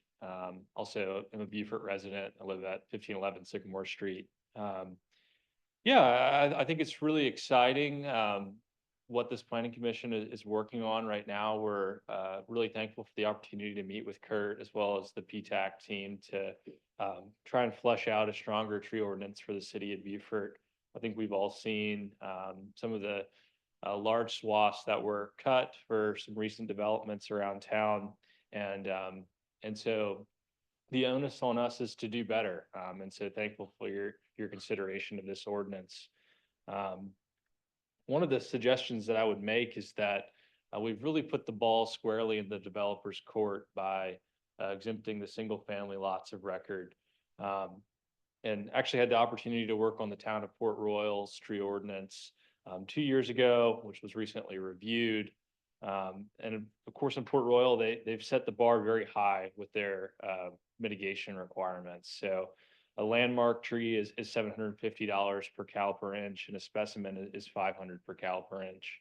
And while the city has really made strides to up that cost at $350 and $250, it's still a good bit under what Port Royal is charging. And I understand maybe not wanting to go quite as far. The city's also added this canopy requirement, which I think is going to be interesting to see how that works. But just don't want to leave any hypothetical meat on the bone if there's an opportunity, to potentially get those fees to where you're able to collect a little bit more for the city's tree bank. I'm excited also to hear about the wetland ordinance, our ideas about wetland ordinances. We've been supportive of the town of Bluffton, which is moving to adopt a 50-foot buffer. I think the county also requires a 50-foot buffer in several of their transects. And so look forward to supporting those efforts. And in general, I think, one of the goals and policies of the Northern Regional Plan, I think it's goal 5, is an alignment of regional standards, environmental standards. And that's really to kind of preclude zoning shopping.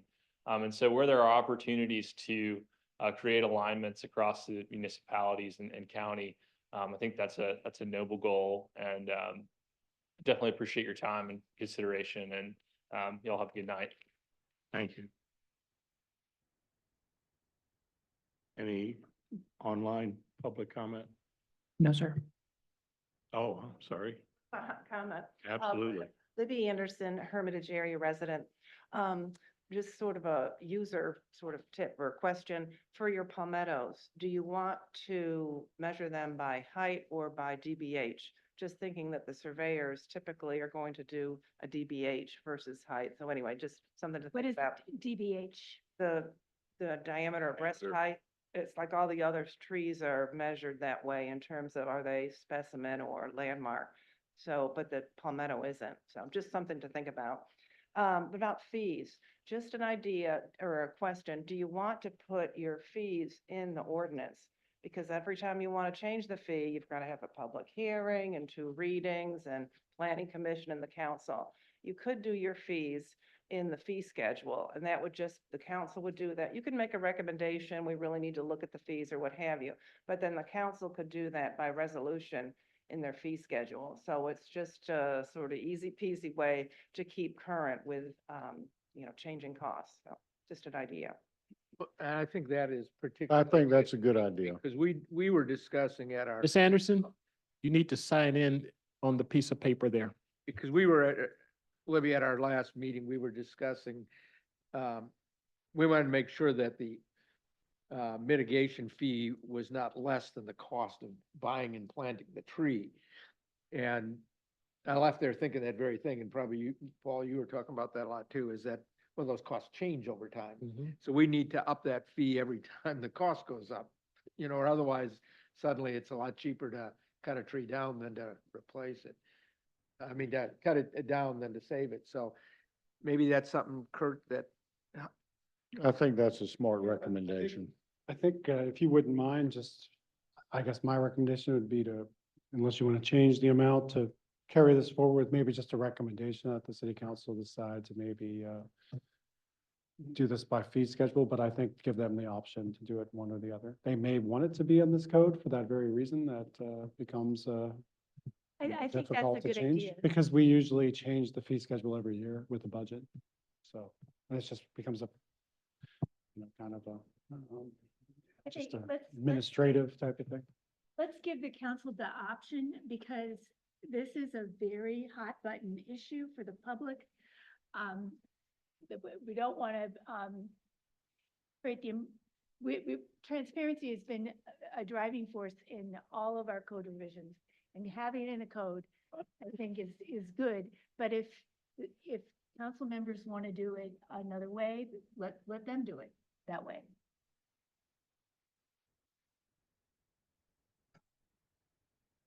We take the initiative and pick and set and say that we would do the fee schedule, set up the fee schedule outside of the code. Because if you leave it in the code, as our guest speaker said, you have to go through this whole process. If you're gonna, the cost of we're gonna have tariffs, and they're gonna raise the cost of these trees. We're gonna have to increase the fee schedule, which would mean a change to the code and the process to go through it. it's a more burdensome process to change the code than just to annually change the That's fee right. schedule. That's right. And so I just think, we are significantly increasing it. You heard the comments, so I would just, if you want to consider it, I think it would be best to just move it forward and maybe have a recommendation if you think it should go to a fee schedule or not. Yeah, I get it. Let them make the decision, so. In other words, just to be clear, we recommend this chapter as is, but that the actual fees be put into the fee schedule as opposed to as we show them in the code, and then they can make that final decision. Yeah. So I was suggesting, I believe that Port Royal has the fees in their code. My suggestion would be Leave it. send this to council as is. But in Kurt's summary and presentation to the city council, tell them, hey, there's an option here that would be less of an administrative burden going forward. And you may wish to Put 'em in the- substitute for actual fees, something like see fee schedule, and retain the option to city council to change that annually as part of the budgeting process, and let them decide. That's good. That's a good idea too. It's fine. Okay. Anything else on 5?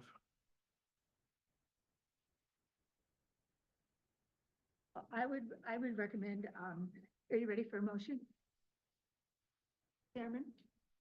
Yes, I think so. Yes. Okay, So I would move that we send the proposed changes as in our packet to council. I guess it has to go to the city attorney first, the city attorney, and subsequently to council, with the incorporation of the itemized additions and subtractions we went through tonight, and including the option for council to consider putting the mitigation fees in a fee schedule as opposed into the code. Sounds good. I'll second that. Motion on a second. All in favor signify by raising your right hand. And it's unanimous.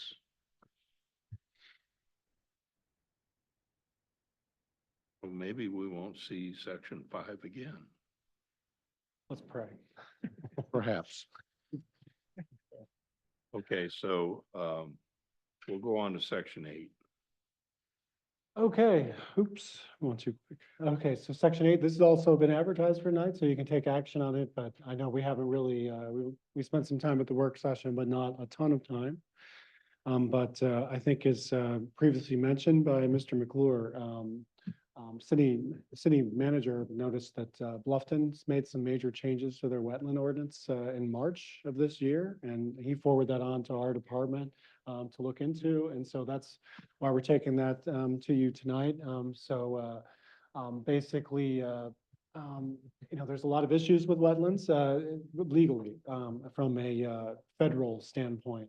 And that's that a lot of these wetlands that were considered jurisdictional are no longer entitled to that federal protection unless they are protected by state or local law. And so that's basically the preamble for this, you know, a lot of what we're proposing here with Chapter 8.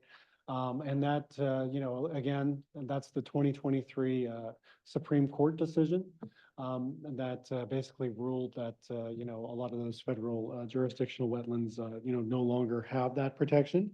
And, you know, the thought here is that wetlands absorb and store water, protect water quality, support habitat, recharge the aquifer. And that, you know, Beaufort enjoys, I guess, you know, some of the, I guess, really most unique and expansive wetlands in the whole East Coast, right? You know, we have kind of a unique environment that's really because of those wetlands, and we want to see those preserved or protected as much as possible. I think that's the goal of this Chapter 8 kind of changes. And so I took this from the Bluffton case, but they did a nice little graph here, but you know, and then that's the case of Sackett versus the EPA. And so millions of acres of wetlands that were previously covered by the Army or by the Clean Water Act are no longer protected essentially. And there's a little graph showing when those or what those wetlands kind of are and whether they're protected or not anymore. And so that's what we're looking at here is basically to protect them from being cleared, filled, drained, or polluted. And to fill that regulatory void caused by that, was it Sackett, I'm sorry, decision in 2023. You know, and to do that, we would need to make some major changes to Chapter 8, which is kind of our environmental section of the code that we really hadn't been working on until now. And that would be creating a purpose to expand for kind of adding this wetland and buffer protection and basically also adopting the SoLoco standard and then doing violations. So we grant basically the code administrator the power to enforce those wetland standards and protections and just like we're doing with the rest of the code. So that's just kind of a major overview of all this. So again, we'd be adding it to basically having local power to protect those wetlands and buffer areas. You know, allow for violations if developers or other entities kind of went into those wetlands. Other changes with Chapter 8, which, you know, is not a very large chapter. It's kind of a smaller chapter. It has a lot of things with it. It has kind of stormwater. Right now, it had stormwater and it had OCRM lines, and it had some solar and wind generation and farming or kind of like food production standards in it. That's basically in what Chapter 8 consists of right now. So other changes, since we're opening this up, chapter 8, is we'd be removing the Beaufort specific stormwater requirements. So there's a few pages of them. And so we have specific Beaufort stormwater requirements kind of done by neighborhood and transect. We have not been using those since 2020. So in 2020, the SoLoco, which is kind of a regional government agency, kind of coalition between all of the governmental agencies in Beaufort County, adopted specific manuals for stormwater regulations, and all of the entities in that SoLoco area adopted those stormwater regulations. They're pretty thick. Obviously, they're not just 2 pages like our code. We've been actually utilizing that from, as far as I can tell, since they were adopted. So we would basically be replacing the standards that this code adopted with those, with that SoLoco reference. So that would be used, and, whatever the most current copy of that would be what would be our stormwater requirements. Also removing wind generation uses from the code. So if you noticed in the red line and in the copy there, we were allowing some pretty large wind generation facilities in T1 and LI, and just wind generation facilities in general in most districts. So, while I'm not trying to make a point with, this is obviously clean power, but I don't feel like, since the rest of what we were doing with chapter 5 and this code is kind of preserving the natural environment, that that anyone in Beaufort would be too thrilled with seeing a large wind turbine next to them or anywhere, in this area. So we're still allowing the solar. I think this was just kind of missed when this ordinance was adopted, because I don't think I ever realized it until I got into this chapter. So I think it would just be removing those uses from the code and just,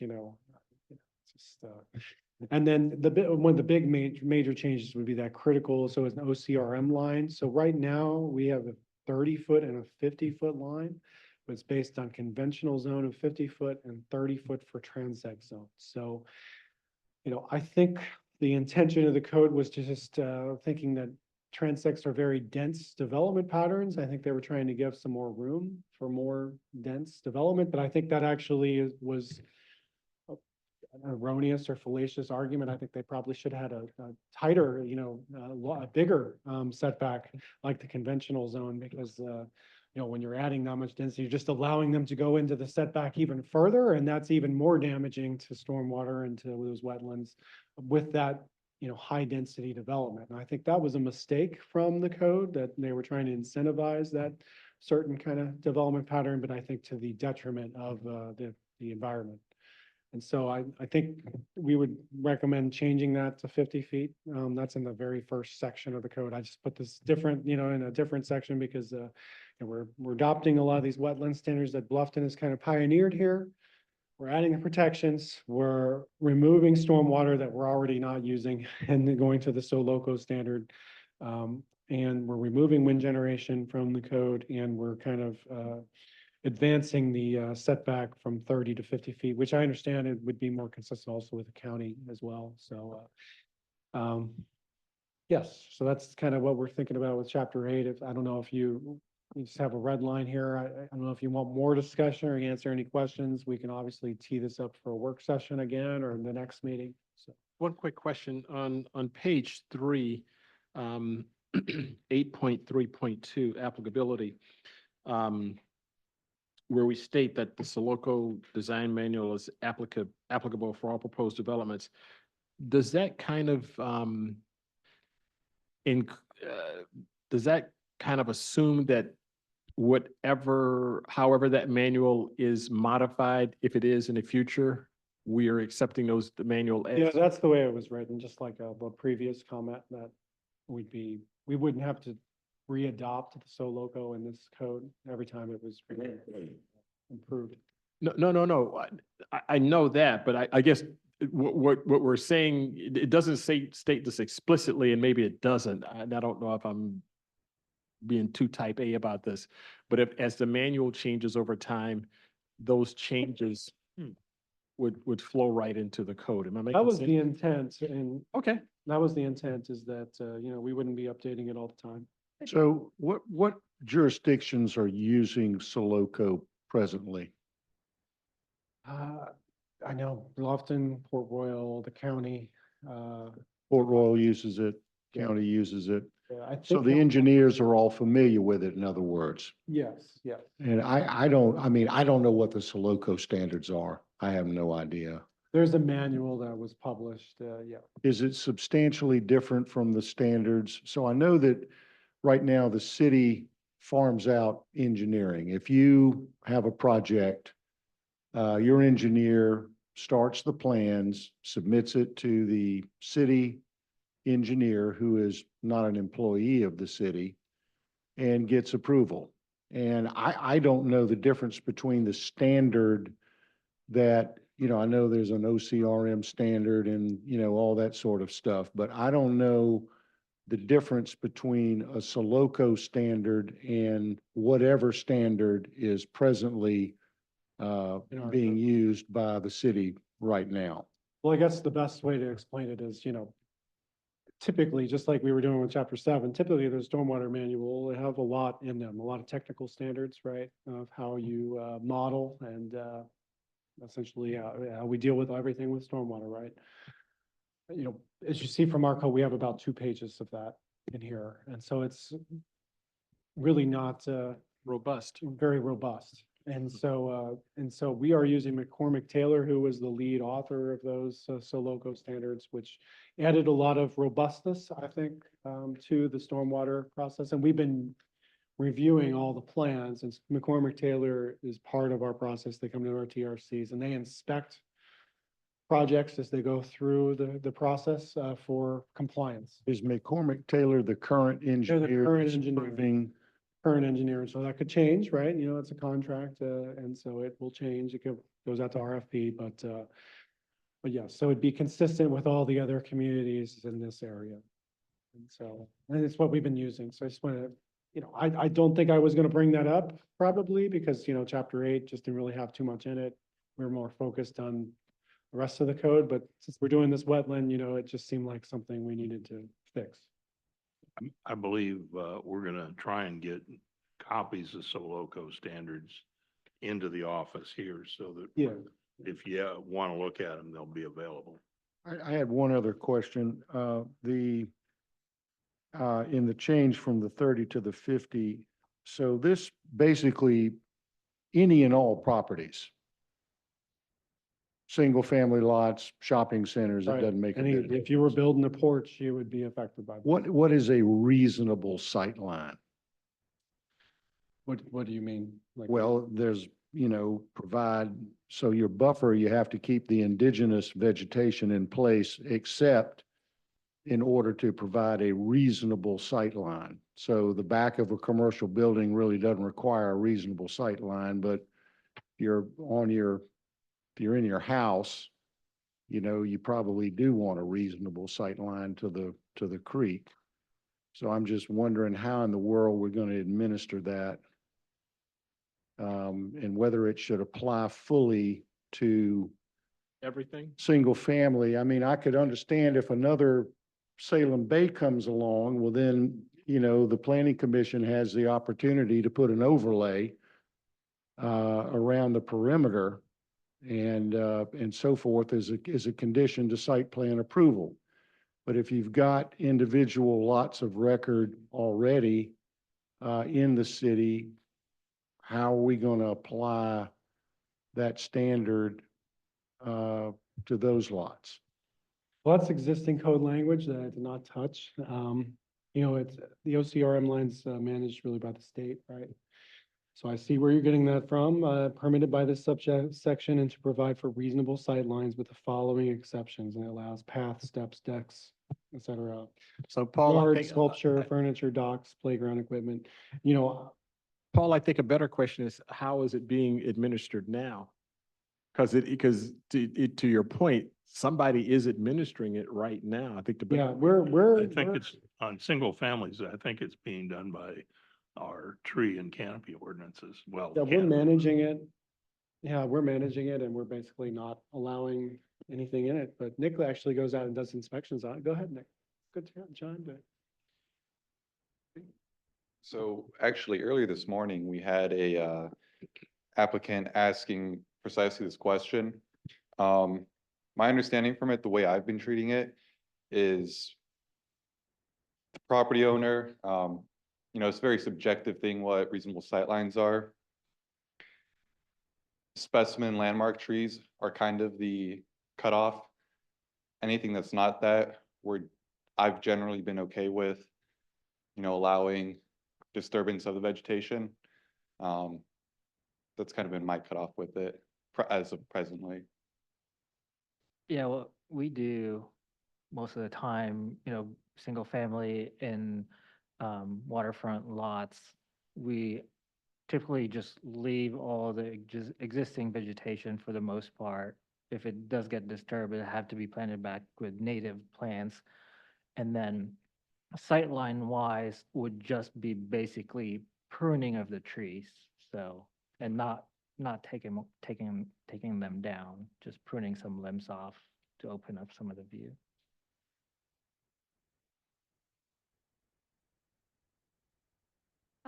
Kurt, we talked about at our last work session, we would like to see the legal opinions that you said are in existence for Bluffton and also our city attorney, regarding applications of new standards to development agreements. I haven't seen them yet, but it's a reminder that we would like to have them preferably before our next work session. Also, first of all, I really appreciate these slides. I think they've been helpful as far as the overview, and maybe we can bring those to the work session as well to help guide our discussion. But for me, being a visual person, to understand the changes that we're talking about, it would be very helpful to have a map of some kind that would show existing restrictions and then an overlay with changes that you're recommending, such as where are you talking about wanting to have 50 feet instead of 30 feet, that kind of thing, just to give us a Okay. visual. Yeah, I so don't know if that, that exists or you'd have to create it. it's on, I don't know that we actually have a specific, it's usually by every surveyed lot. I don't know that we have an actual map that shows all, but I'll have to find out. Maybe we could make, sort of do something, because I'm thinking of when we're looking at our buffers, and we're going through the map and looking at how deep lots are and stuff like that. I mean, I think this kind of thing is sort of on the other end of that, and it really would be helpful if some of that information could be made available. Yeah, just think if there's like a marsh or a wetland or a river, they're gonna have 100%, they're gonna have a critical line. Like Right, the annexation had a. That's critical not line. always very visible from Sure, aerial sure. photographs. Sure, and they'll have the Uh, 30 or 50 foot, line, and then we'll only allow those few setbacks. And then, if you wanted to maybe clear out a little, or a few encroachments, if you want to clear out a little space, then we send Nick or the arborist out to kind of look at what you're going to clear out. So that's basically how we're handling it now. I guess that makes sense. But yeah, we'll see if I can get a map from the state on the city of Beaufort's critical buffer line. Sure. Yeah, actually, we do have a GIS person. Yeah, Maybe we can, okay, maybe we can have that at our work session. It's not on the agenda, but I think we previously scheduled a work session for June 6th. Well, that is the next, Can I ask you a question on, just before you get into, yeah, we need to talk about the date of that. how do you deal with newly platted subdivision lots right now? Do we keep them out of these buffer zones so that none of the lots, so if there's a buffer, it goes around the newly platted subdivision is the more appropriate way to do it? Because once you start allowing, lots to go up to that critical line, then you're always having to deal with people clearing the vegetation. No, we're allowing, In a newly platted subdivision, you're allowing. right now, we're allowing The lots to go right up to the lots to critical line. have a critical line, yeah. That's just something that is worth thinking about in the future is creating that critical line completely outside of the newly platted lots so that there's better chance of protecting that if it's controlled by the homeowners association. There are a number of private developments in the area that already have that I would think provision. so, Yeah, yeah. They extend the 50 feet. No, so if you have a 50-foot or if we decide 100 feet, whatever it is, it's Makes that a lot of sense. it's not within the newly lotted subdivision. It's within a buffer area that's controlled by a homeowners association, which can protect that buffer. It is more likely to than an individual lot owner is. if I may, just for consideration, when we get into the work session on these issues next time, if we could take the new Culvers, for example, as an illustration of a commercial development that is directly adjacent to Battery Creek.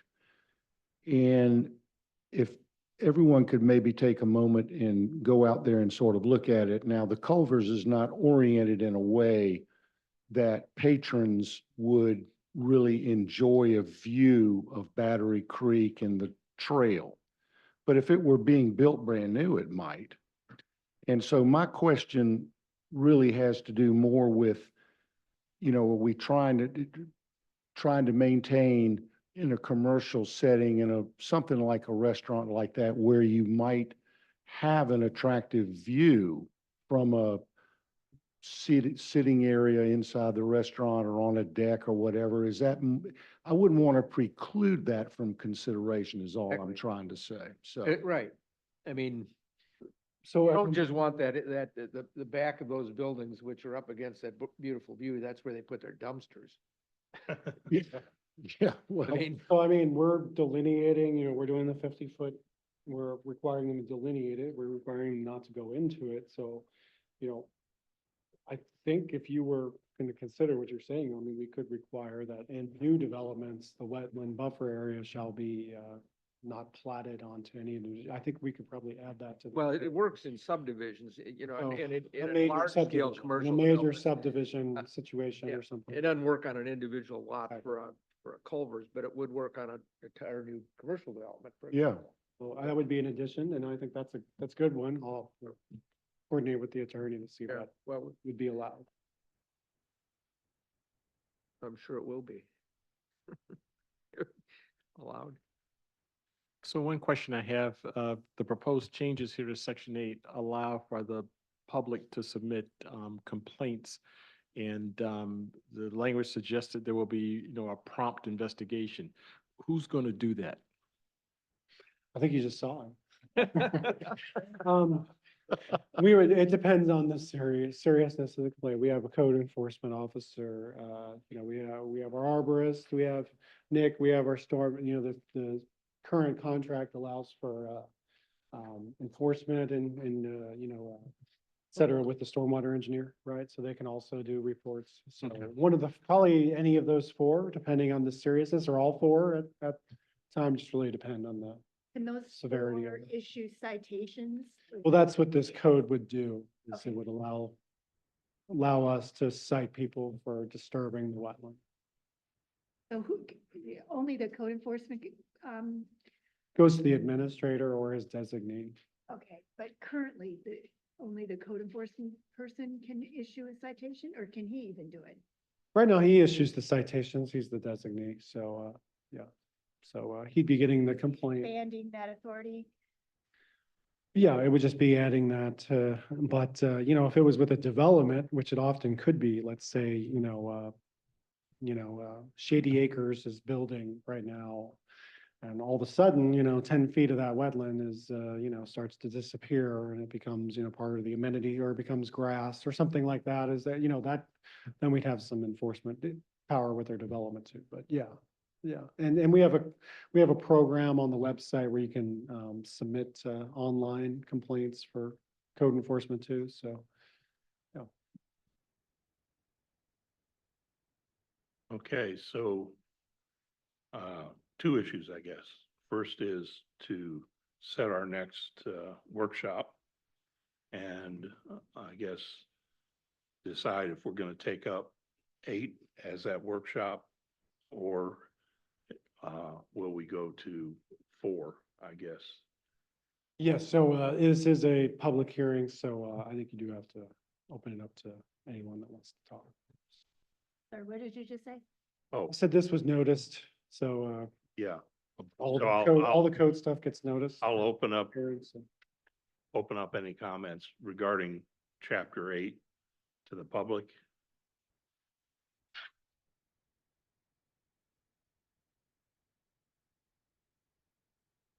Libby Anderson, again, Hermitage area resident.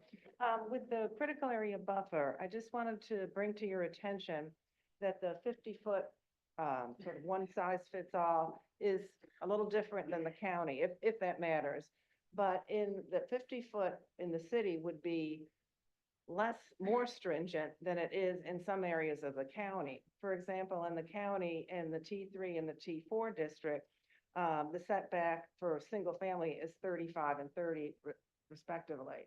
So now the city's moving that to 50, so the city's going to be more restrictive than the county in terms of the critical area buffer setback, if that makes a difference.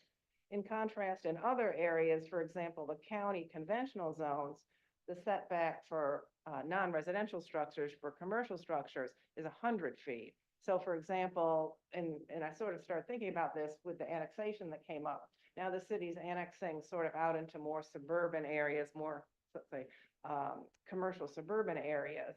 And in the county situation, that building or that lot, if it were to be redeveloped, would have been 100-foot setback for the building. In the city now, it will be, or if this change goes through, it'll be a 50-foot setback. So the county is sort of, let's say, transect based. The setback from the critical line depends on the area. So it's just something to think about, especially the issue about the city being more stringent than the county in some areas, because that's sort of typically, at least not recently, been the case. One other thing, if you are considering sort of revisiting this area about the critical line setback, you could use language that has a different setback for lots existing as of the date of this adoption of this code. So if you want to be, let's say, more flexible with, again, let's say Spanish Point or existing lots, you could write that language into the code. But new subdivisions, people would go into the development process understanding that they're going to have higher setback, whether it's 50s or whatever it is. So that's another little tool you could keep in mind to tailor make it for different areas, different contexts. One other thing about environmental standards, would you want to consider any standards pertaining to docks if that hasn't already been addressed? The county does have a limit on the length of the dock in small tidal creeks.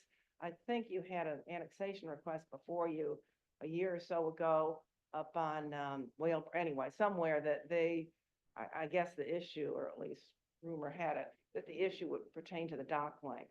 So anyway, docks are an environmental issue. Is that something you want to think about? Because right now, I think it's just OCRM that controls the length of the dock. And in some cases, these very long docks can be permitted. So might want to think about that. Thank you. Helpful. This was just kind of the introduction of 8 to the board, so all of those issues are going to be taken up. Any other public comments? Nobody online? No, sir. I'll close it then. Okay, so, Mr. Chair, yes, can I just ask you one more question, based on Libby's comment about docks? As I don't know where docks are regulated in the current code. Kirk, do you know where they're regulated?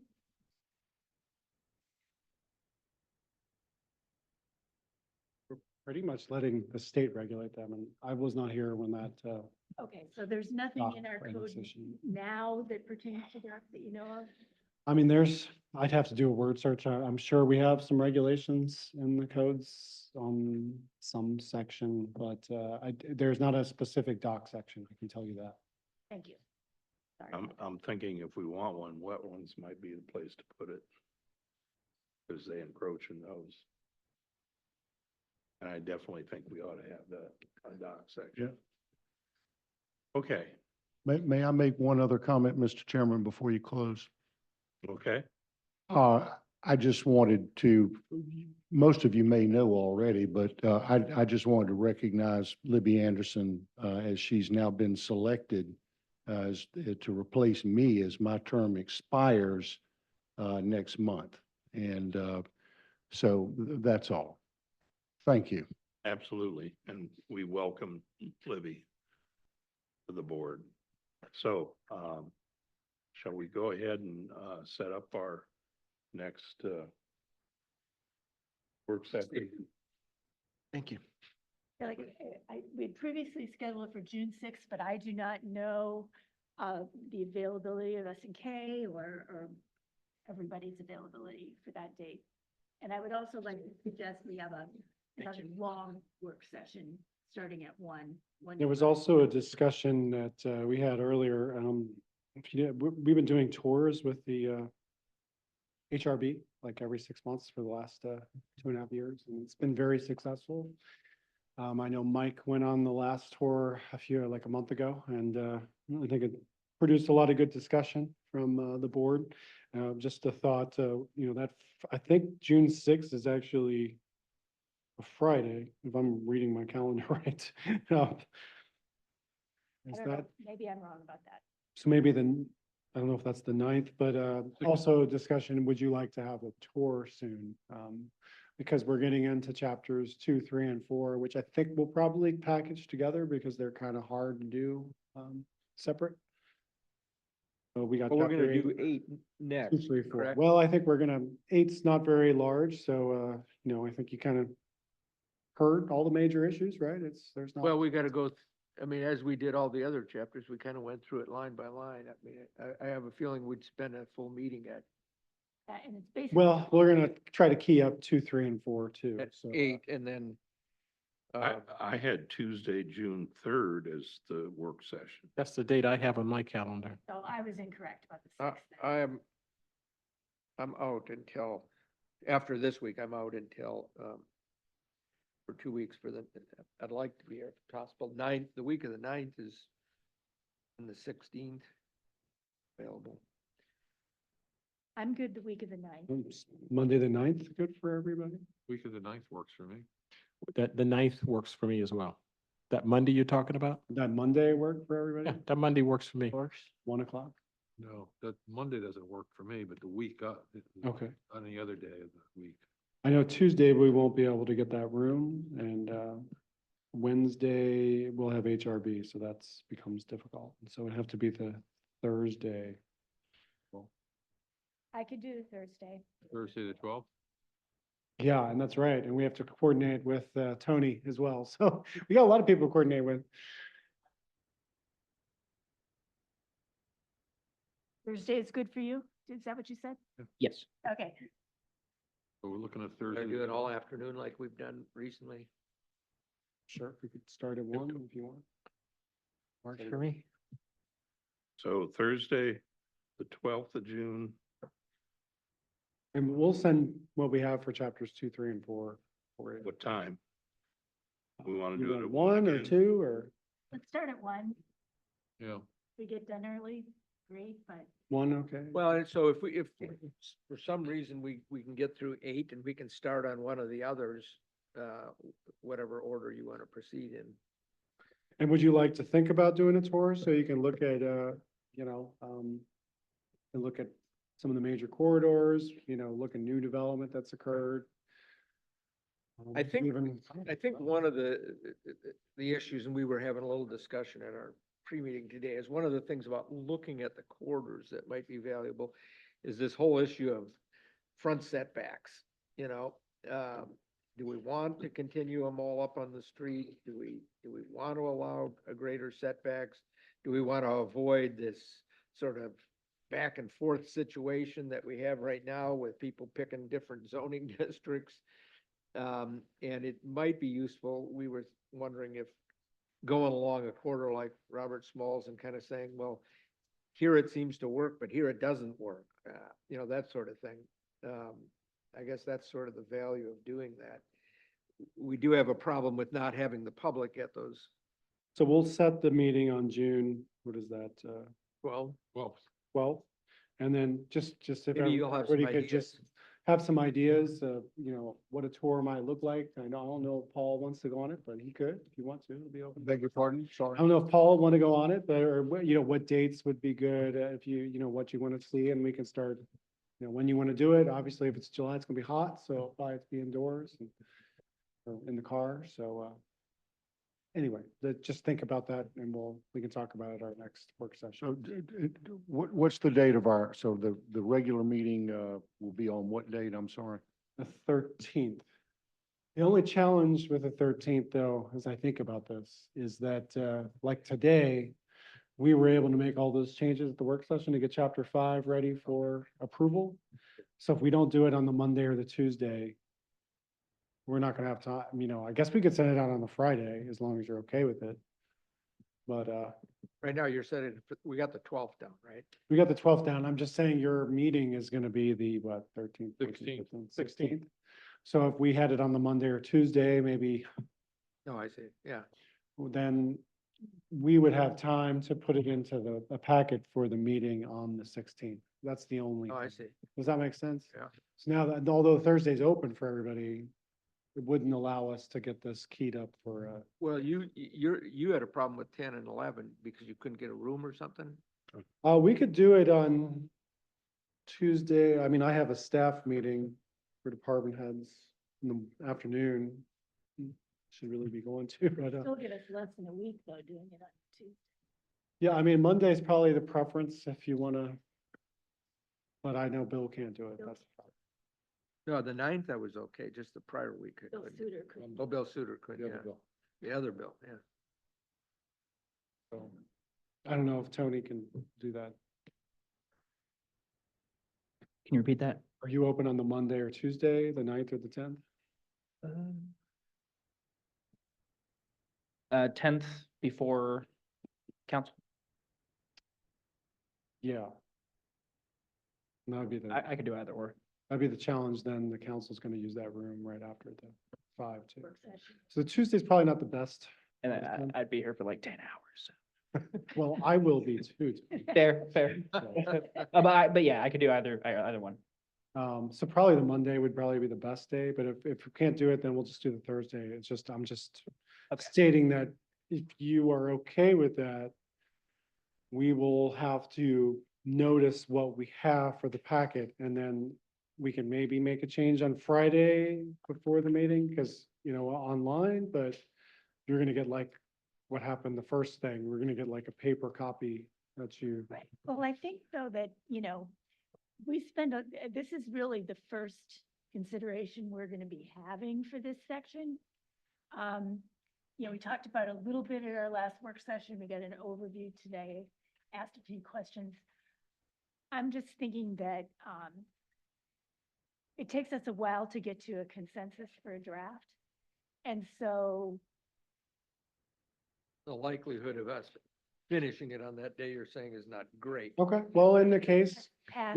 that you do finish it, we could basically put what we have and just put that in the packet, and then, you know, If we do this chapter 8 on the 8th and say, I don't know, we The go, 12th. excuse me, not the 12th. Halfway through, and then we call it like page 20, can you get that prepared for the Monday meeting? yeah, I think we Suppose can it do it was all day hard to- Friday and, You know, how much can you have it guys probably uploaded prepare? on the website on Friday. No, it's not. How much can you prepare for the Monday meeting from our work session? I mean, yeah, it's not a big chapter, so yeah, I mean, it'll only be like a day for the public, or maybe over the weekend. That's it, as long as you're okay with that. I mean, we haven't changed our 24-hour. Yeah, it would still be 24 hours. So.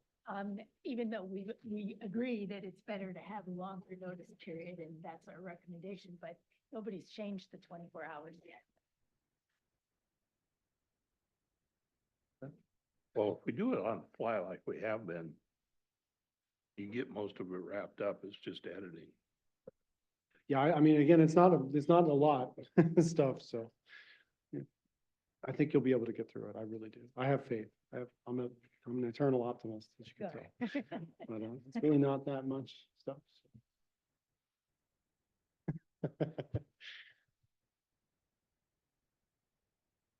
All right, well, Okay. we'll stick with the 12th at 1 o'clock. Tony will be there. We'll get the map together and Motion to adjourn. To adjourn. We're adjourned. Okay.